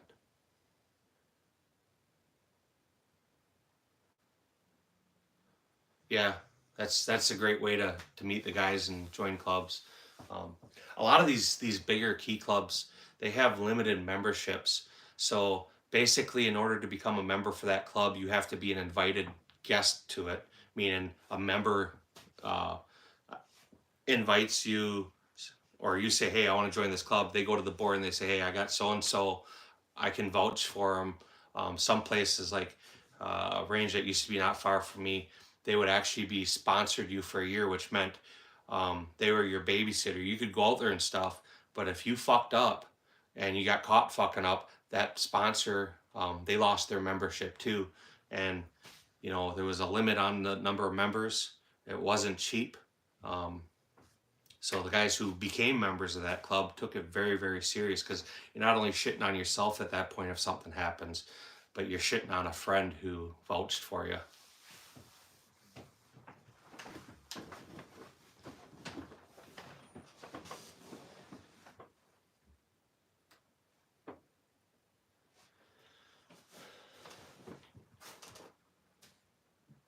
It's not as fancy as you think, and it's just like every sport, you have your superstars, and then you have the guys who just enjoy going out and shooting it. I'm not out there to win anymore. I enjoy shooting. I really enjoy taking my kids out and watching my kids compete. My middle son, he's gained a lot the last couple of years. He's not the same shooter this year that he was last year. He's better. My oldest, he doesn't come out as much as I would like, but when he comes out and shoots, I like to just stand back and watch because I'm impressed. I'm actually in awe of his ability because I mean I taught the kid how to shoot when he was a little kid, and now he's shooting at a proficient level. Um, my daughter, she's doing great. She's got a lot of learning, a lot of shooting to do.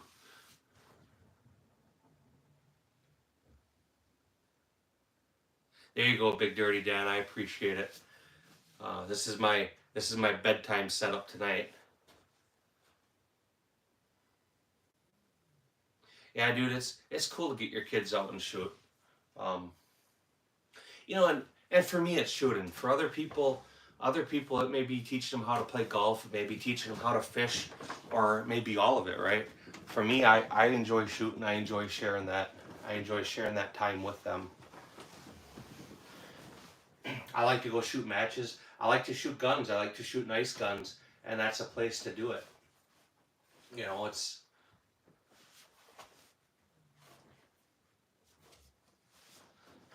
Jay Lee, sir. First competition. Oh boy, did it involve wood?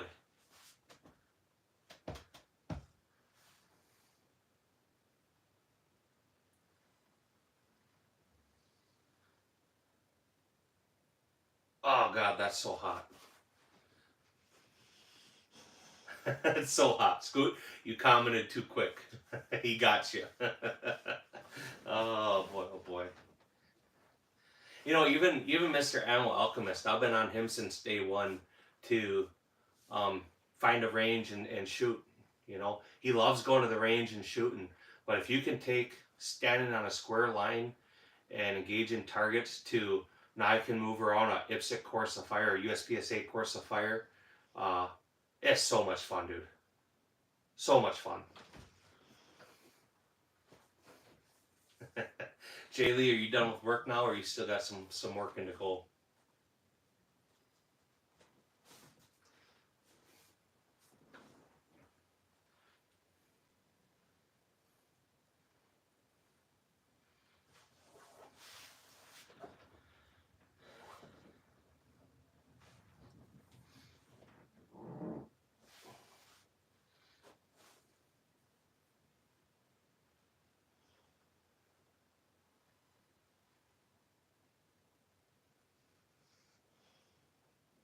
Yeah, you know, it's fun, man.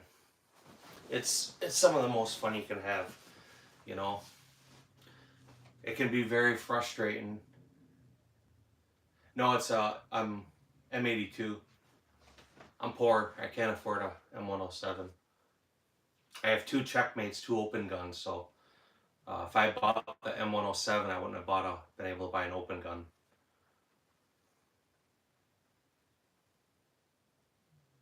You know, you would be surprised.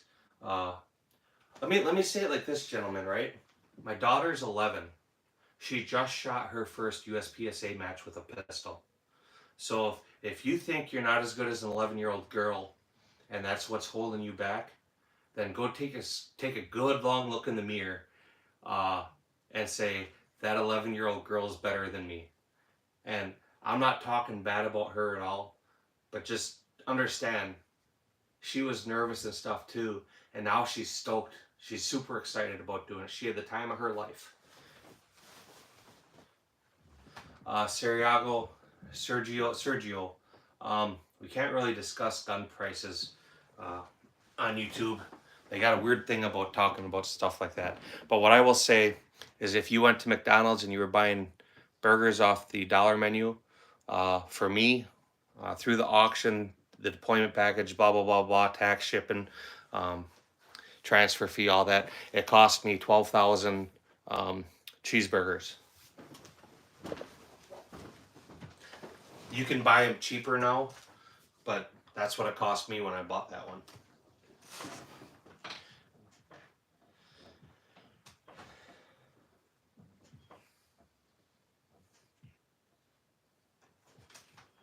Yeah, I want to be able to post footage of her, but I can't.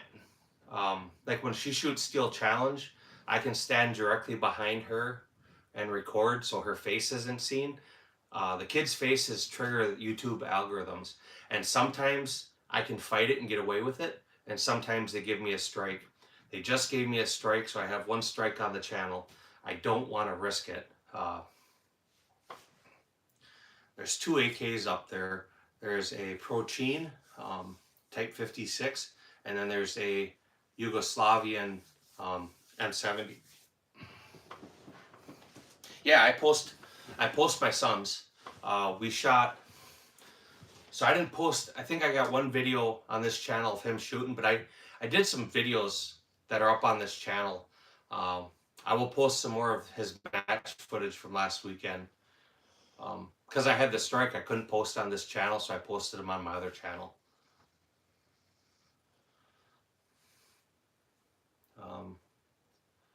10 feet. I assume you're talking about targets.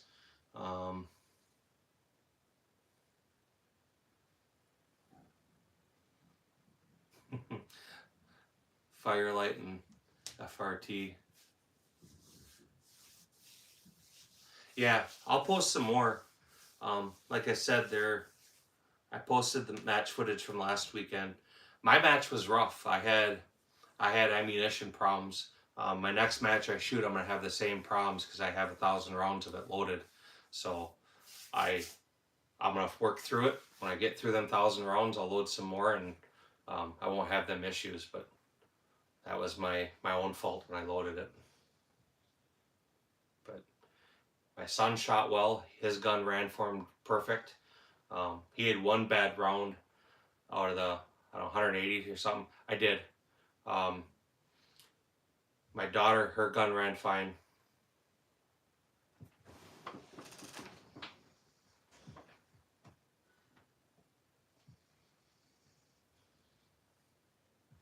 Yeah, I will. We'll post some more stuff. No, I loaded my major, so run for the open gun, and I loaded it at 9.9 grains of HS6 with a 115. It was hot, so I was popping some primers. So usually I'll use Federal small pistol Magnum, or I'll use small rifle primers, and I use just standard pistol primers this time. Well, it's spicy, yep. And because I use standard pistol primers, I was popping primers. So that's my own fault. I was just trying to cheap out, and because I saved a few bucks on primers, it cost me 1,000 rounds worth of shitty ammo. So lesson learned there. My daughter, I think I loaded 5.5 grains or something of some 231 with a 115. And my son, I would have to look at his box, but I load him up with CFE. He likes CFE for some reason. He likes the recoil. So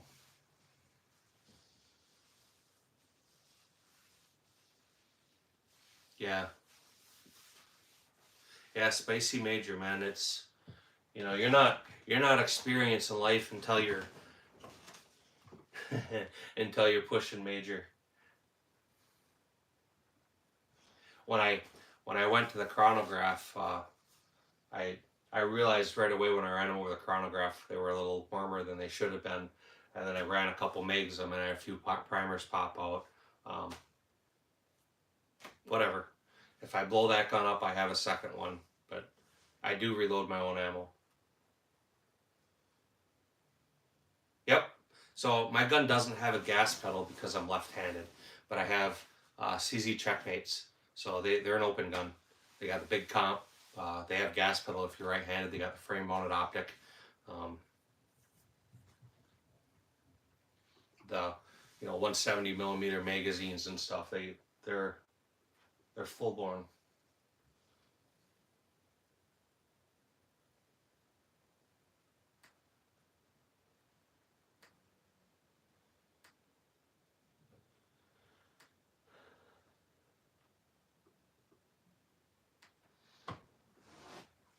So when I bought my race guns, it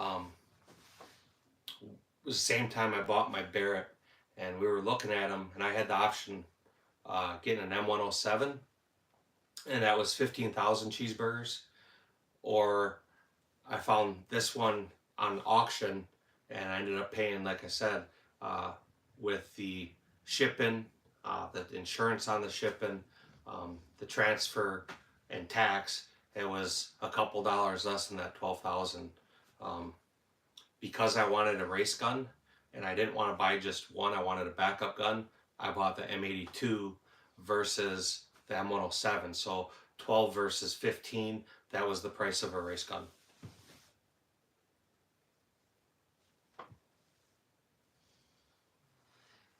Well, I'm hoping that it lets me slide through on algorithms or the watchdogs. I really don't want to get a stupid strike for something like that, but that's the best way I can say it is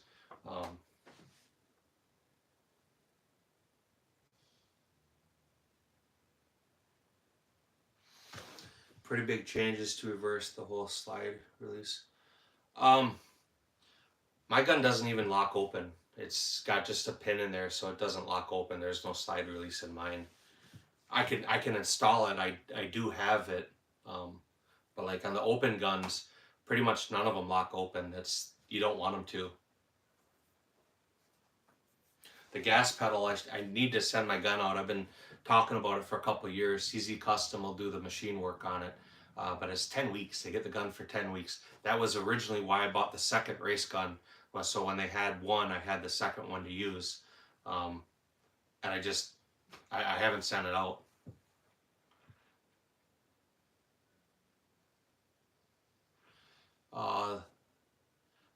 Is the bottom of your Barrett the part that, like the bipod in the back, does it spin? Oh, the monopod? Yeah, so it comes out. You can raise the elevation, it unscrews, and you get pretty much damn near the same height that it is right now. Plus, inside of the stock, going up into the stock, it's about the same distance. So I can damn near double the height of that rear mono piece.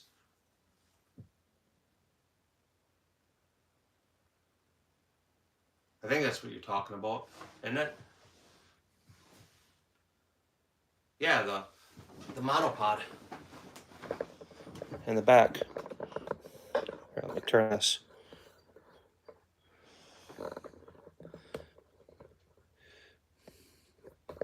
No. That spins. It does spin freely. The circle on the bottom of the monopod. That's the best I can get for you.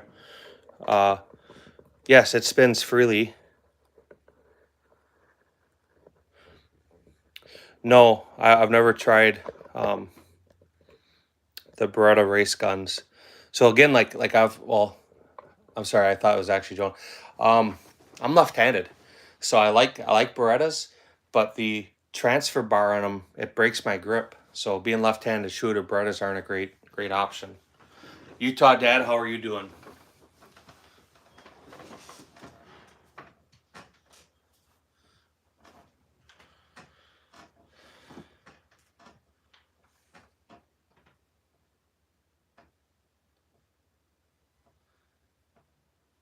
Yeah, mine spins freely too. So if that's what you're asking, absolutely.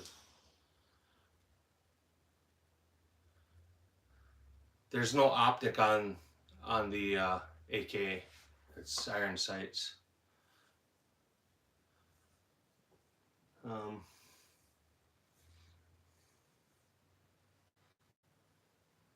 Did I miss Arizona Kid? Did I not see him? My comments were not loading here. Oh yeah, Arizona Kid, how are you doing, sir? Thanks for coming back. Nick Summary. Kyle.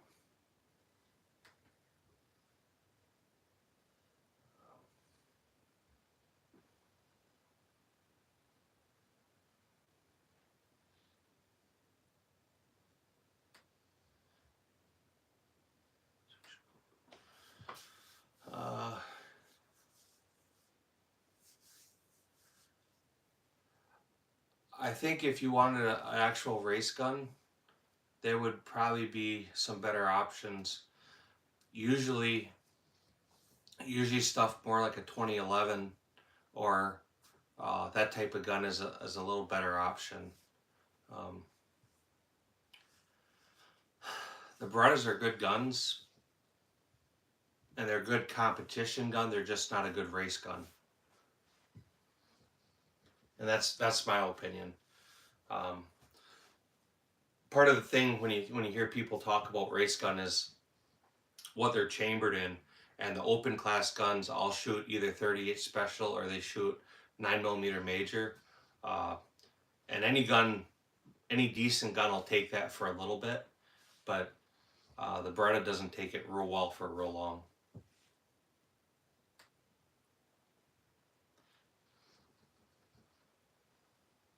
Corn Bob, how are you doing?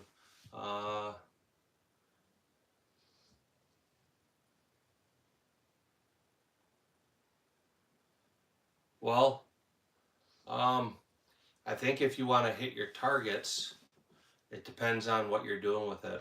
Polymer firearms usually feel a little lighter in recoil in your hand. They absorb recoil better. A steel gun, no matter if it's a 1911 or a CZ or a Beretta, you'll feel more recoil in your hand. So being able to hit something all comes down to how much time and money are you willing to invest to become proficient with that.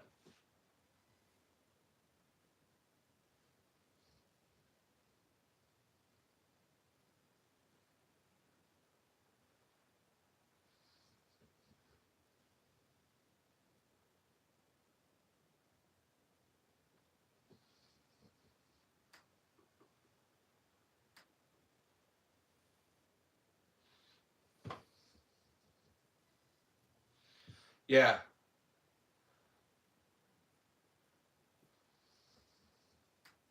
So I'm not saying a Beretta's not a bad gun. I'm definitely not going to say it's not a good competition gun or a good option, because it is. But if you want to get into the true race gun, and I'm sure you really don't know what that means, that's something that I'd have to actually take a lot of time to explain. And maybe I'll do it in a video. Um,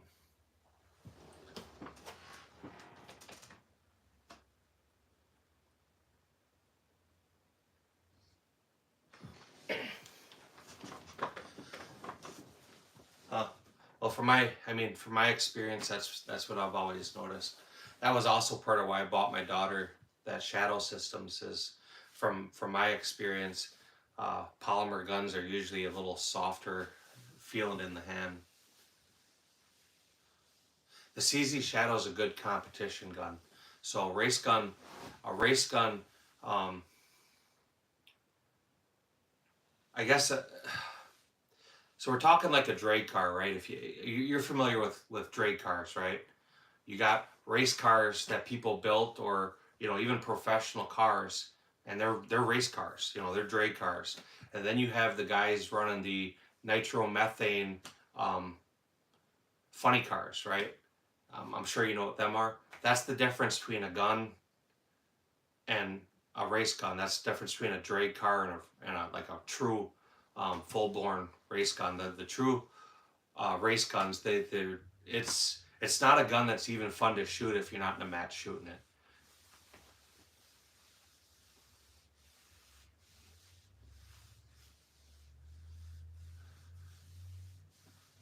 Sexually assault scrapless.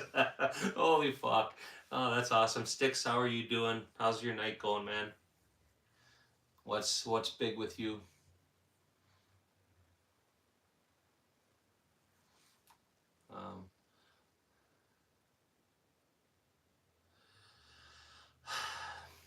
So the higher the bore axis, the more muzzle flip you're going to have.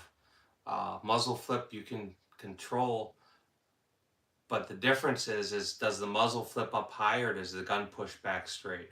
The less muzzle flip the firearm has, the lower the bore axis, the straighter it's going to shoot, the easier it is to shoot flatter. Every gun recoils, every gun flips up. Some do it a lot more than others. A gun with a high bore axis, is going to have a whole lot more muzzle flip than a gun with low bore axis. A gun with a high bore axis and an optic mounted on top is going to be kind of crazy. I am going to GunCon. Yep, we got our media passes and t-shirts.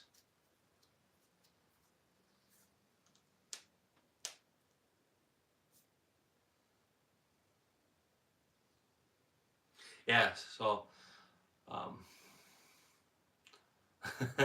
I gotta get some more SIG blown up videos. People don't seem to like them very much. Yeah, are you going to GunCon, I take it?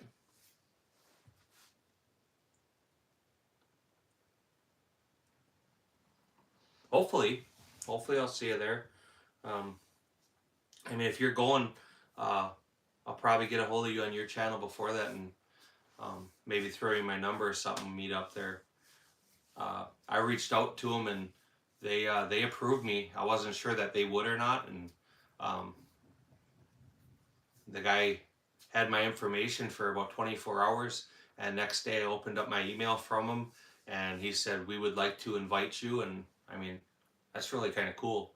But my son and I are both on the media list, so we'll both be there, which is really kind of exciting.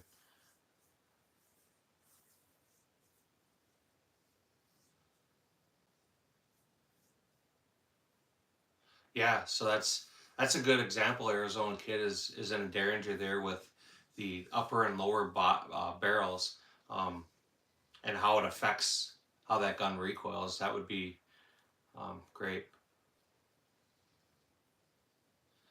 Yeah, I'm not afraid to go to Cleveland. I mean, it's Cleveland, it's Ohio, man. You know, I mean, it's not like we're going to Gary, Indiana, right, or Detroit. So I've never had anything bad happen in Ohio and anywhere. I mean, no better, no worse than other places.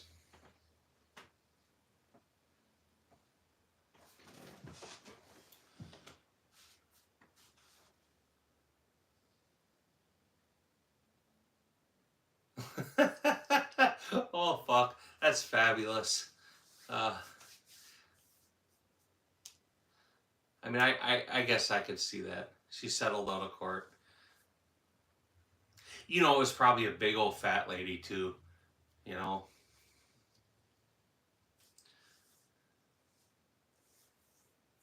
Well, it's GunCon isn't Vegas or a SHOT Show. You know. Um, Obviously, there's going to be a lot of manufacturers there, but it's not. I don't think a lot of these small startup companies are going to be there. That's not the place that you're going to see them. But I mean, it's going to be a great place for a lot of people to make contacts in the industry. I'm looking forward to the possibilities, and I'm definitely really happy that we're being given an opportunity and a shot to go be a part of it. So I think that's really cool.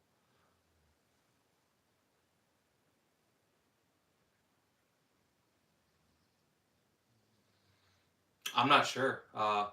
Arizona Kid, Scoot, I haven't seen him in a second, but Scoot, he's a cowboy action shooter. He was in the comments. Scoot, if you're still there, um, that would be a question for you. Yeah, the Beretta's a little high. Um, it's a little bit high.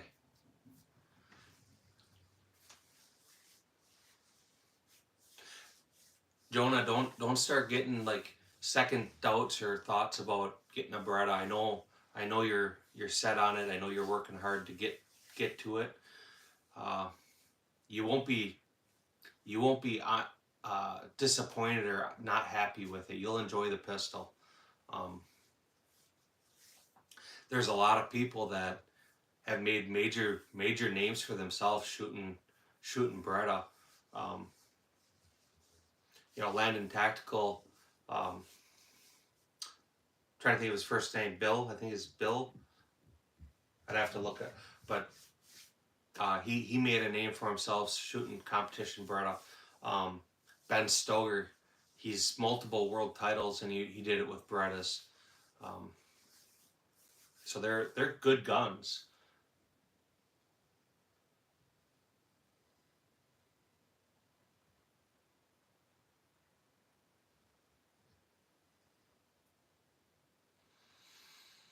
I'm not familiar with the SP 2022.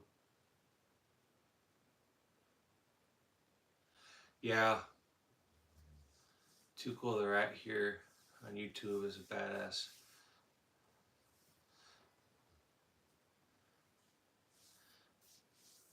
You know, it's funny because that Tuco, I think you classify him as an exhibition shooter at this point, but I don't think he ever, and I could be wrong, correct me if I'm wrong, but I don't think he ever did any like speed shooting or cowboy action or anything.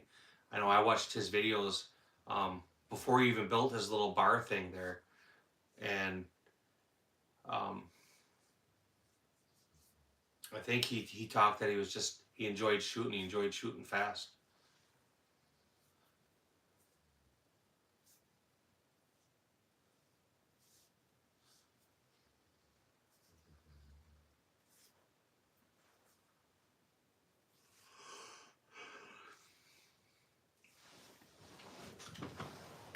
One thing I'll say, Jonah, and you can tell your wife this, is you're better off to buy a good quality firearm to start with. It hurts a little bit more in the pocket, but in the long run, you're better off. You're not going to buy 5 handguns before you get to the one you really wanted.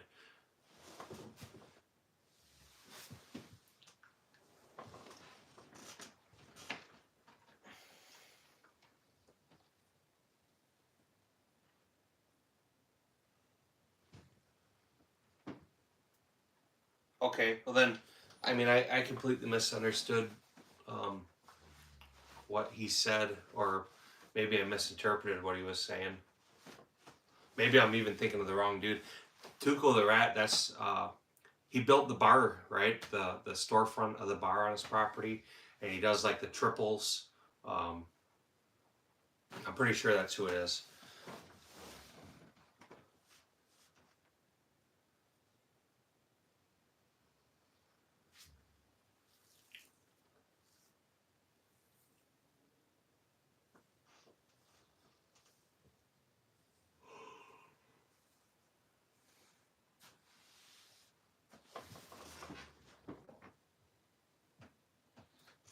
Yeah, that's what I thought. Maybe I misunderstood, but I remember he was talking one time, and um, I think he was trying to teach his technique on how he fanned the trigger.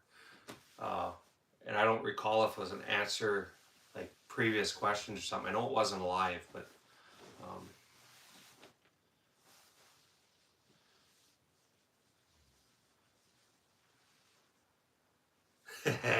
Orange Smoke, you did it to yourself, and I warned you. I told you it was going to happen, man. I foresaw this happening to you. Hog Hunter, I appreciate it, man. You can buy them all on Temu.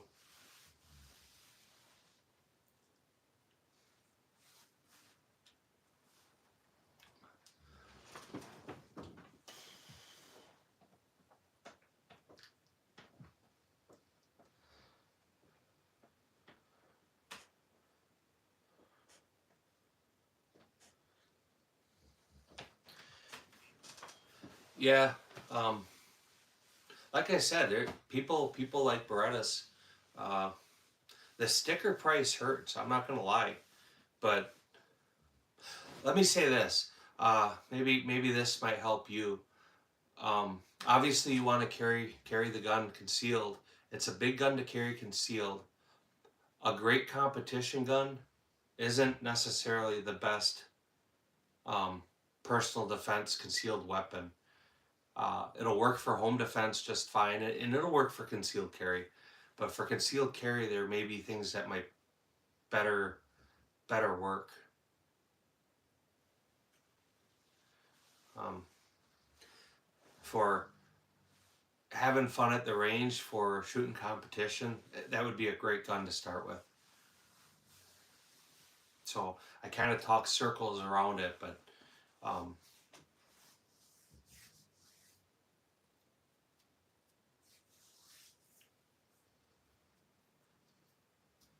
Yeah, I'll probably kill it here 5, 10, 15 minutes. Uh, I was gonna leave it play. Um, I'm not gonna keep all you guys up because I know some of you guys will end up staying. So we'll let you go to bed too.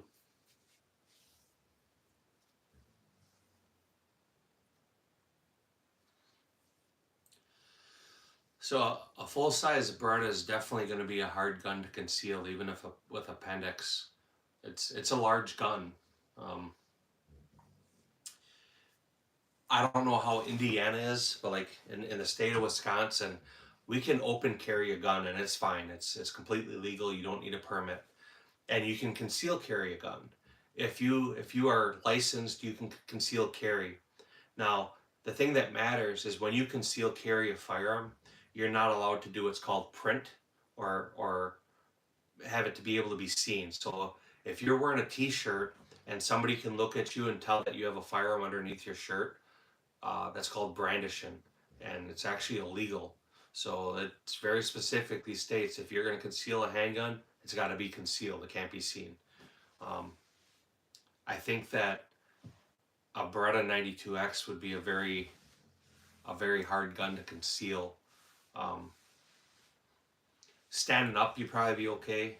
When you go to sit down, that's going to be a lot of gun that pushes into your man parts. Uh, I'm fat, so I'm not appendix carrying anything, but um, there there could probably be better options out there for you for a concealed carry gun. Maybe something to think about. Uh, Maybe buy like that 92 FS. You can get them used or new at a pretty affordable price, and then get a concealed carry gun. So get a compact or a subcompact that would be a lot easier to conceal. Or like um, Beretta has the smaller frame guns, and I'm not super familiar on them. I wouldn't be able to quote you what models they are off the top of my head, but they do make more concealable firearms. The smaller frame guns, the easier they are to conceal. They're not as much fun to shoot. They're harder to be accurate with. They have more recoil. They have more muzzle flip. John's Arsenal, we were talking about you a little bit ago. I'm still at it for a few minutes. This is our second live tonight. I don't know how to say your name, but yeah, I absolutely have AR-15s. No RPGs.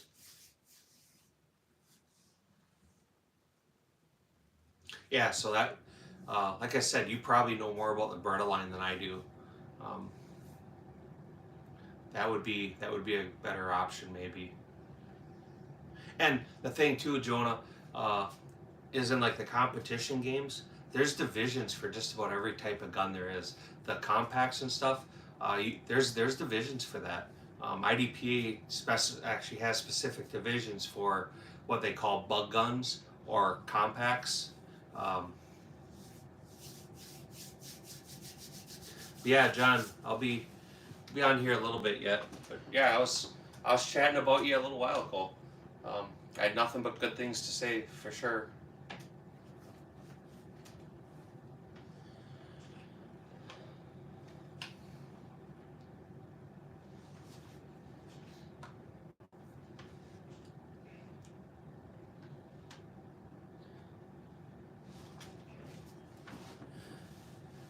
Shrimp, dude, come on. Shrimp burritos. I don't even feel bad for you. I don't feel bad for you at all. You're a grown man and you knew what you were doing. You knew damn well you were spinning the wheel and hoping you didn't get the bullet.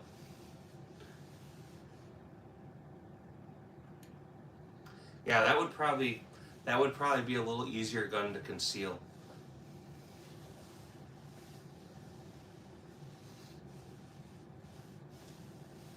Yeah, no, he's gonna have a rough night ahead of him.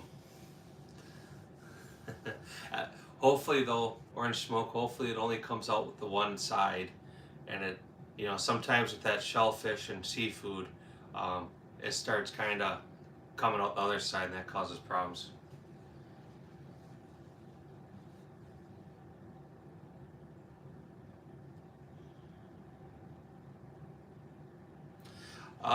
That's what you call drop safe. So depend on the firearms. Not all firearms are drop safe. SIGs definitely aren't drop safe. Uh, some of the older models are and some aren't. But yes, I think most of us here are well aware about firearms and being drop safe.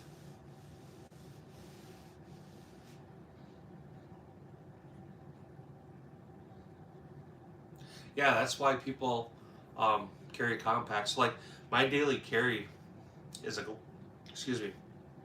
Glock 26. And I carry Glock 26 because it's small, it's easy to carry, it's not seen. I'm not printing with it. Um, you know, in the wintertime, right? When you're wearing a sweatshirt, it's easy to conceal a full size gun. Um, I don't know what you mean by twin sear.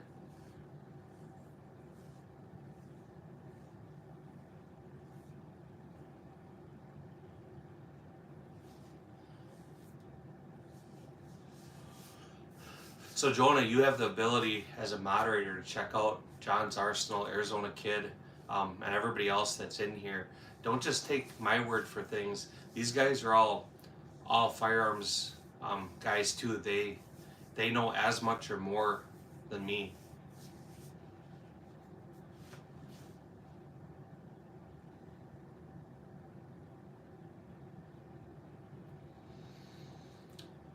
I don't have any illegal firearms.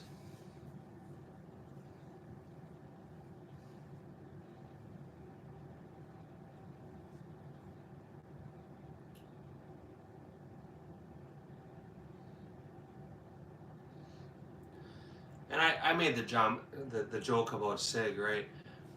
Some of their guns are great. Some of the 320s, they're not all defective. They're not all problems. I think the problem with them is some are and some aren't, and it's hard to tell.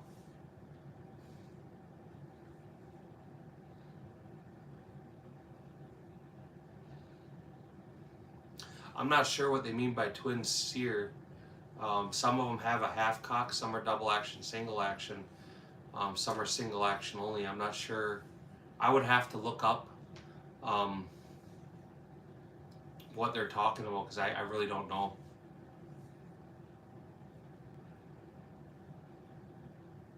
Put a little butter on it, it'll slide right in. What do you mean, where's that fee?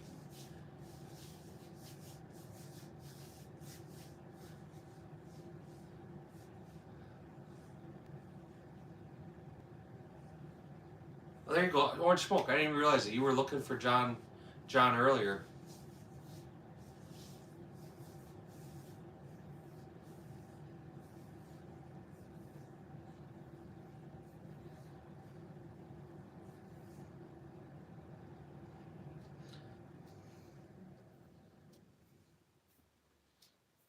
Yeah, no, I didn't even catch that comment. But yeah, there's technically no such thing as a sniper rifle. A sniper rifle is um, a sniper is a person that's using the rifle. It's just a marksman. It's a designated shooter. Any firearm can be considered a sniper rifle. There's nothing that says a firearm with an optic in this bore caliber is a sniper gun. Anything can be considered a sniper type weapon.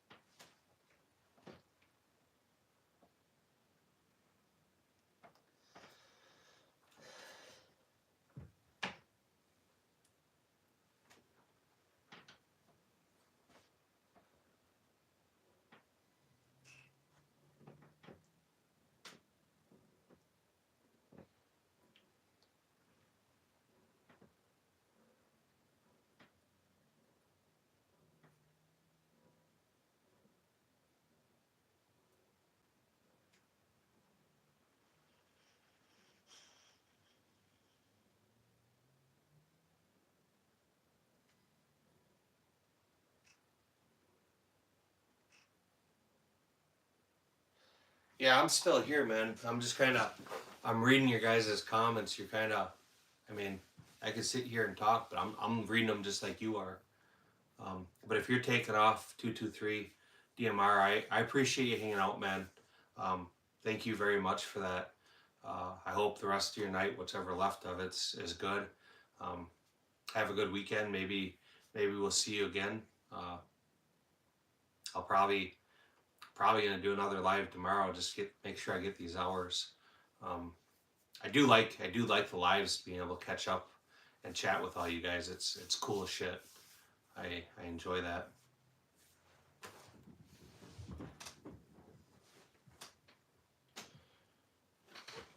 So when I started tonight, I needed 30 hours. So the live we did earlier today, we ended up, what was it, 100 and something. So I don't know what or how long the videos or shorts time has had, or anybody that's like went back and they're playing old lives. I don't know what them times are. It'll take like another 4 days to know that time, but I can figure out where my live hours are from the lives when we end them. So when we did the one earlier, I was about 30 hours away. So I'm gonna guess, all you guys have been in here, I mean, damn near the whole time. I would bet that we probably made the hours. When we make them, I will definitely share that information. But I'm gonna guess that we're super close, if not over. I'm not sure what time we started tonight, but we're close. We're really close.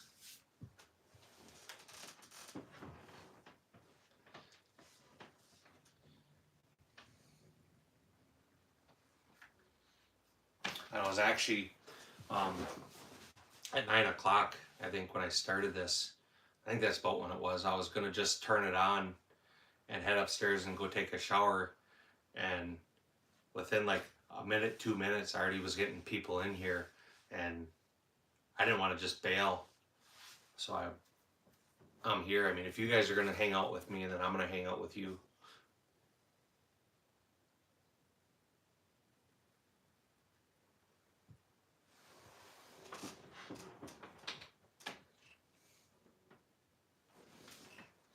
You do. So there's a bunch of different criteria to get monetized. Some of it's watch hours, some of it's the number of views on shorts or whatever. And there's different ways to go about it. But full monetization starts at 4,000 watch hours.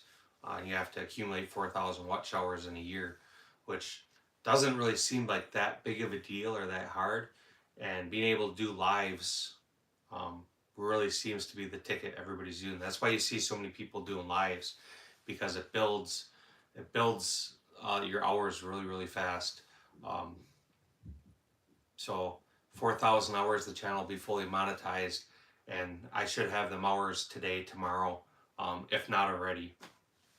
I won't know the exact total. So like for today, I won't see the actual numbers published to YouTube Analytics for about 4 days, or about 4 to 5 days behind usually.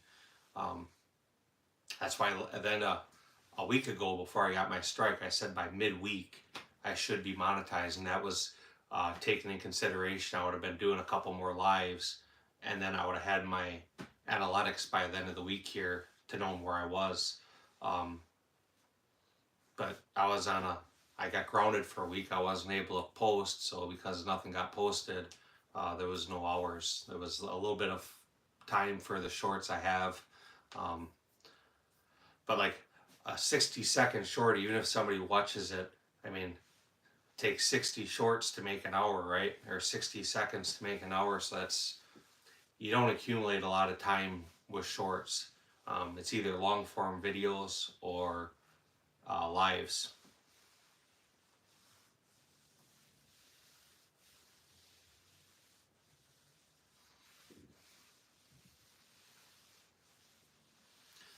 You keep asking that, John. I'm not sure what you mean. Where is FV?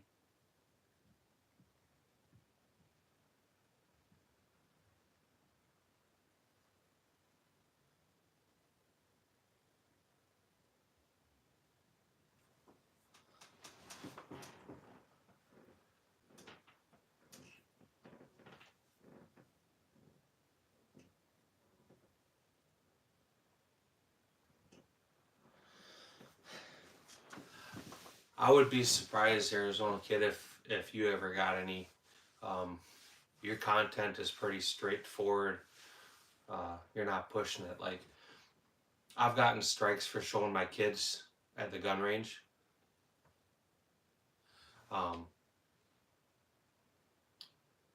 I've gotten content or strikes for using songs, right?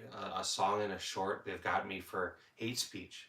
Um, I use a song that they publish in their short um, library, and then I end up getting a strike for using it. That's kind of fucked up. Um, the last strike I had was for harmful, dangerous acts, and I didn't do anything. They nailed me on a video that was already posted. It had been posted. Um, they play games. Sometimes people, they get a hard on. So like in that last live that I got right before my strike, I had a bunch of kids coming in and they were reporting or saying they were going to self-harm.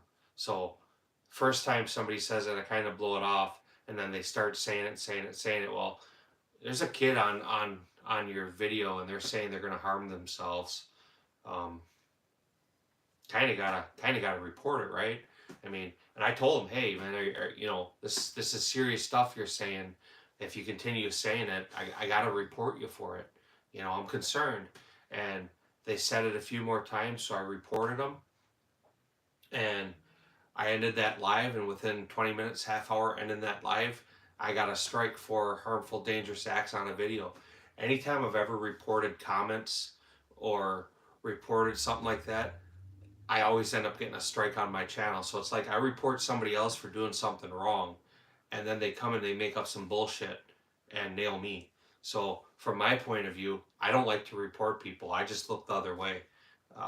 If it hadn't been a kid, or multiple kids actually, I wouldn't have done it. And I don't know. I don't understand why they do that. I'm not one to report anything. I got a pretty thick skin. People can talk trash. They can do whatever. If it doesn't personally affect me, whatever, man. Have your fun. But some kid threatening to harm themselves, I'm gonna say something on. So YouTube goes back to a video that's 9 months old, and they nail you on it. That's stupid. The video's been out there. Lots and lots and lots and lots of views. Then all of a sudden, and I think what it is the people that have to go in and acknowledge the report, especially something like that, the self-harm, they probably said, hey, look, clearly this kid was just being a kid and talking shit. Now we have to do all this stuff, probably all this paperwork that he just made us do. So they say, well, here, how you like us now? It's kind of like they punish you for it. Well, my response was, okay, if that's the way it is, next time I'm going to tell a kid, hey man, go ahead and do it. Go, feel free, post the footage, and that's sad. You shouldn't feel that way.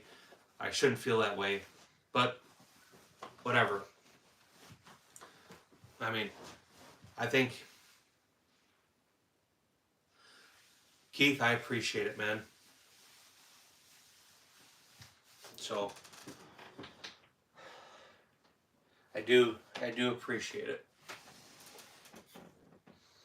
I think if I found out my kids were on live, actually, let me say this. I don't think, if I found out my kids were on a live video, if I found out my kids were on social media at all, and they were talking about self-harm, I would beat their fucking ass. I mean, they would feel it. They would feel it. Their grandkids would feel it, because I would beat their ass. It wouldn't be something that I thought was funny. It wouldn't be something I took as a joke. It would be a very serious thing.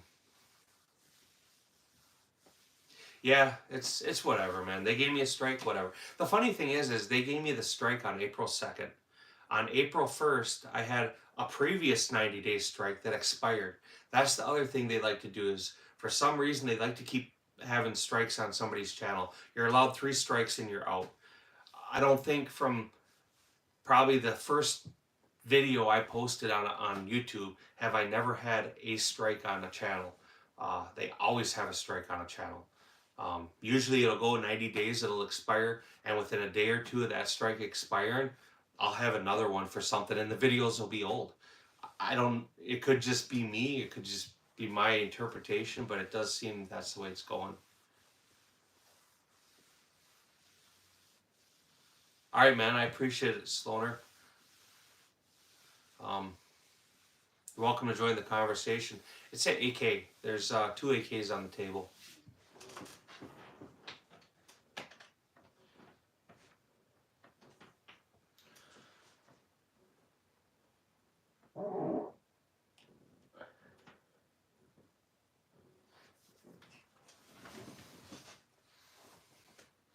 Yeah, it's everything's a struggle. You know, you look at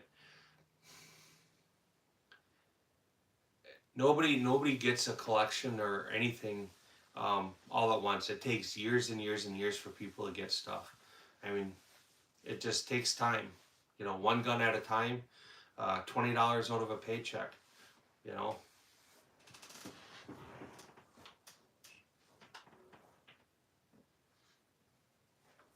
You sold your Brit. Was it an Enfield? I assume it was probably an Enfield if it was 303.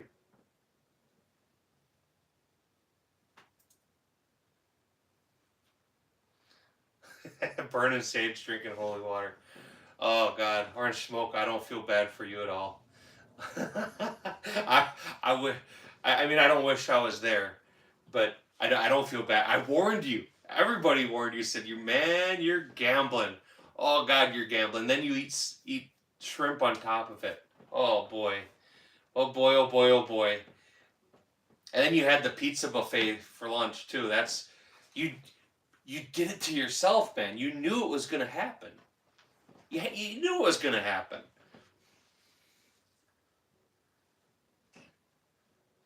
All right, Jonah, you be good, man. You have a good night.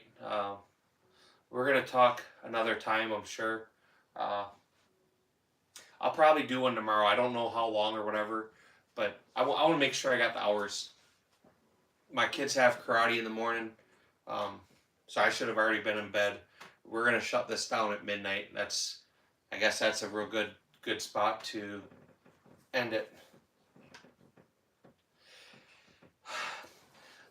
So Keith,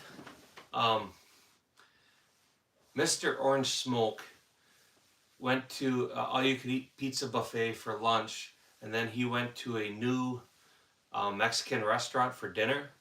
And then it sounds like of all the things he could have had, he had shrimp tacos. So, you know, thinking about that in context, who doesn't know what's going to happen? You know damn well you're going to be spraying out your ass for a couple hours, and it's horrible. But you know what was going to happen. when he told us he had he can eat pizza buffet, I'm like, oh man, you're going to be hurting later. And then he's like, yeah, I'm going for Mexican food tonight. It's like, come on, man. You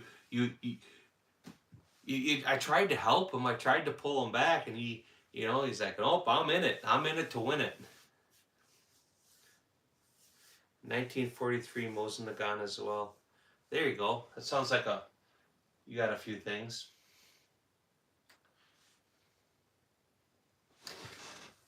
So, Sloaner, you said you were scrolling other lives before you jumped in here. I gotta ask, because I always like to ask people when I find out they were scrolling. What was the live before me? Was it a dude with a toilet seat or somebody eating octopus? Was it a fat chick in a push-up shirt complaining about life?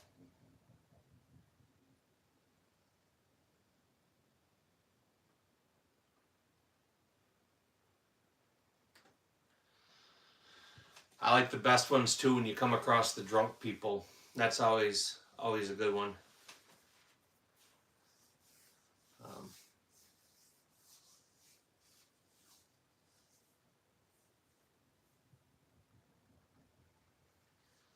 Someone playing the Hunter Call the Wild game.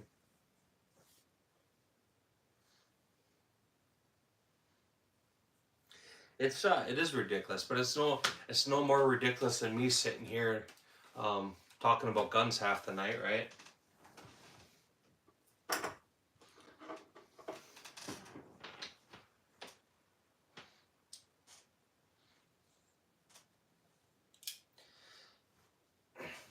the owner, John's Arsenal. Is right before your comments there. He's our kind of gun wizard here. He's giving you great advice for life.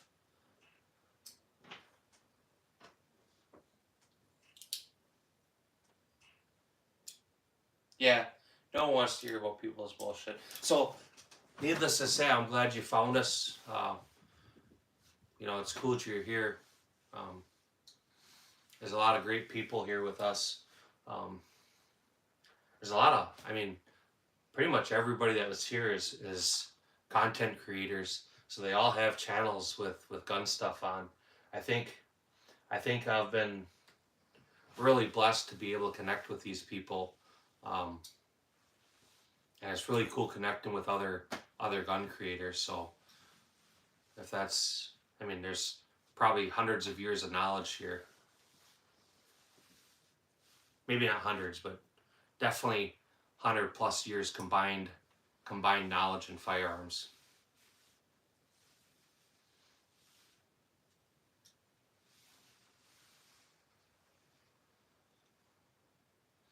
If you see her stuff again, I'm telling you, by all means, please send it to me, because I will absolutely check it out.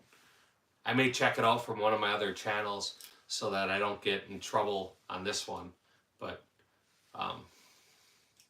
Anthony, I appreciate it, man.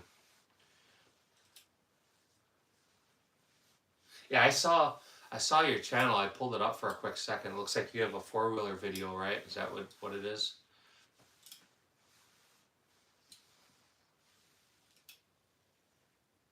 Man, feel free to put your stuff up. Go to my main channel. Go to my main channel. This is my main channel. If you go in my channel to one of the short videos, just leave me a message there, and I'll find your channel. I'll subscribe. That way, if you do decide to post a video, I will absolutely be able to check it out, as well as everybody else that's in here. They'll be there and check it out.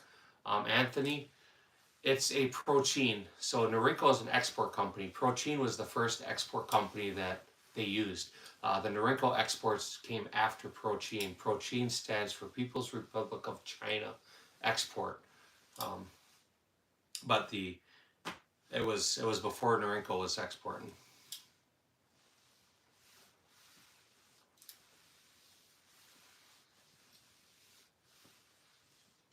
Yeah, Arizona Kid, I'm off here in 4 minutes. So I'll give you guys that countdown. We're at, we got 4-minute countdown. We'll shut it off at midnight here. So, yeah, it's worth money. That's one of the Holy Grail AKs. Super rare. Very, very few of them were brought in. I think it was like 8,200 or 8,300, or it was less than 9,000, more than 8,000 were brought into the country. And it was over a very short period of time. That was the very first Chinese AKs that were imported into the United States. Right after they started being brought into the country, because it was actually the People's Republic of China company, it was the government that was selling their AKs to the U.S. civilian market. The U.S. lost their shit over that. Said you can't sell, a foreign communist government cannot import and sell firearms to American citizens. And that's when these other importation companies were created, such as Norinco. Yep, it's a Yugofold M70. That one's still marked, Yugoslavia. It's not marked Serbia like the later ones are. But that was the very first AKs that were being brought in, the Yugoslavian AKs.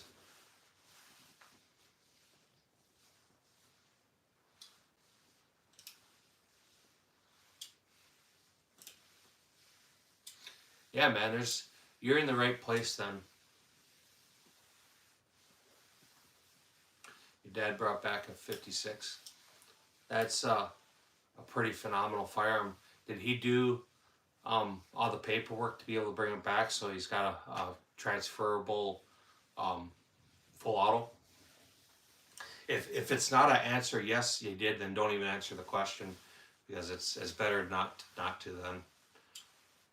But a lot of them bring back guns, they had to do the amnesty paperwork for it.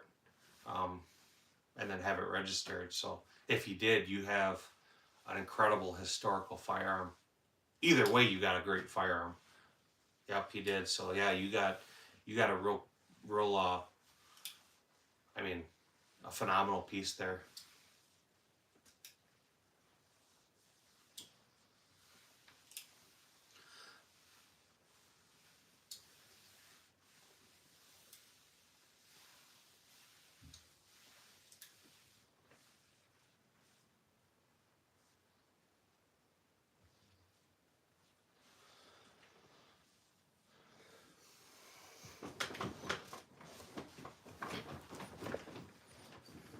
So here at midnight, we'll shut down this live.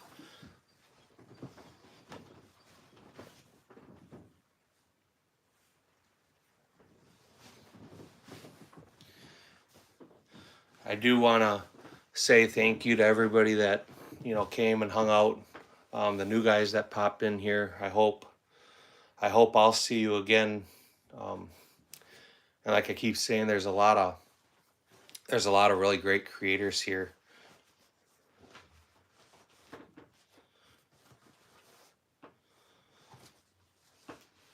The Wisconsin flat track. But John, I appreciate you waking up and joining the conversation. Your ears must have been ringing because we were talking about you for a little bit. Orange Smoke, man, I'm sorry. You did it to yourself though, bud. And a bunch of you guys that already quit. Jay Lee's gone, obviously. J Dog, 223. Sloaner, you live in Wisconsin, huh? You should definitely subscribe to the channel and catch me in the next live because I'm in Wisconsin too. So we could hook up and I could take you shooting. So feel free to check out the main channel, Sloaner. I would recommend that you check it out. So I'm going to hold on a minute. Sloaner, you don't have to answer it, but what part of the state are you in? If you know where Lake Winnebago is, blocks away from Lake Winnebago.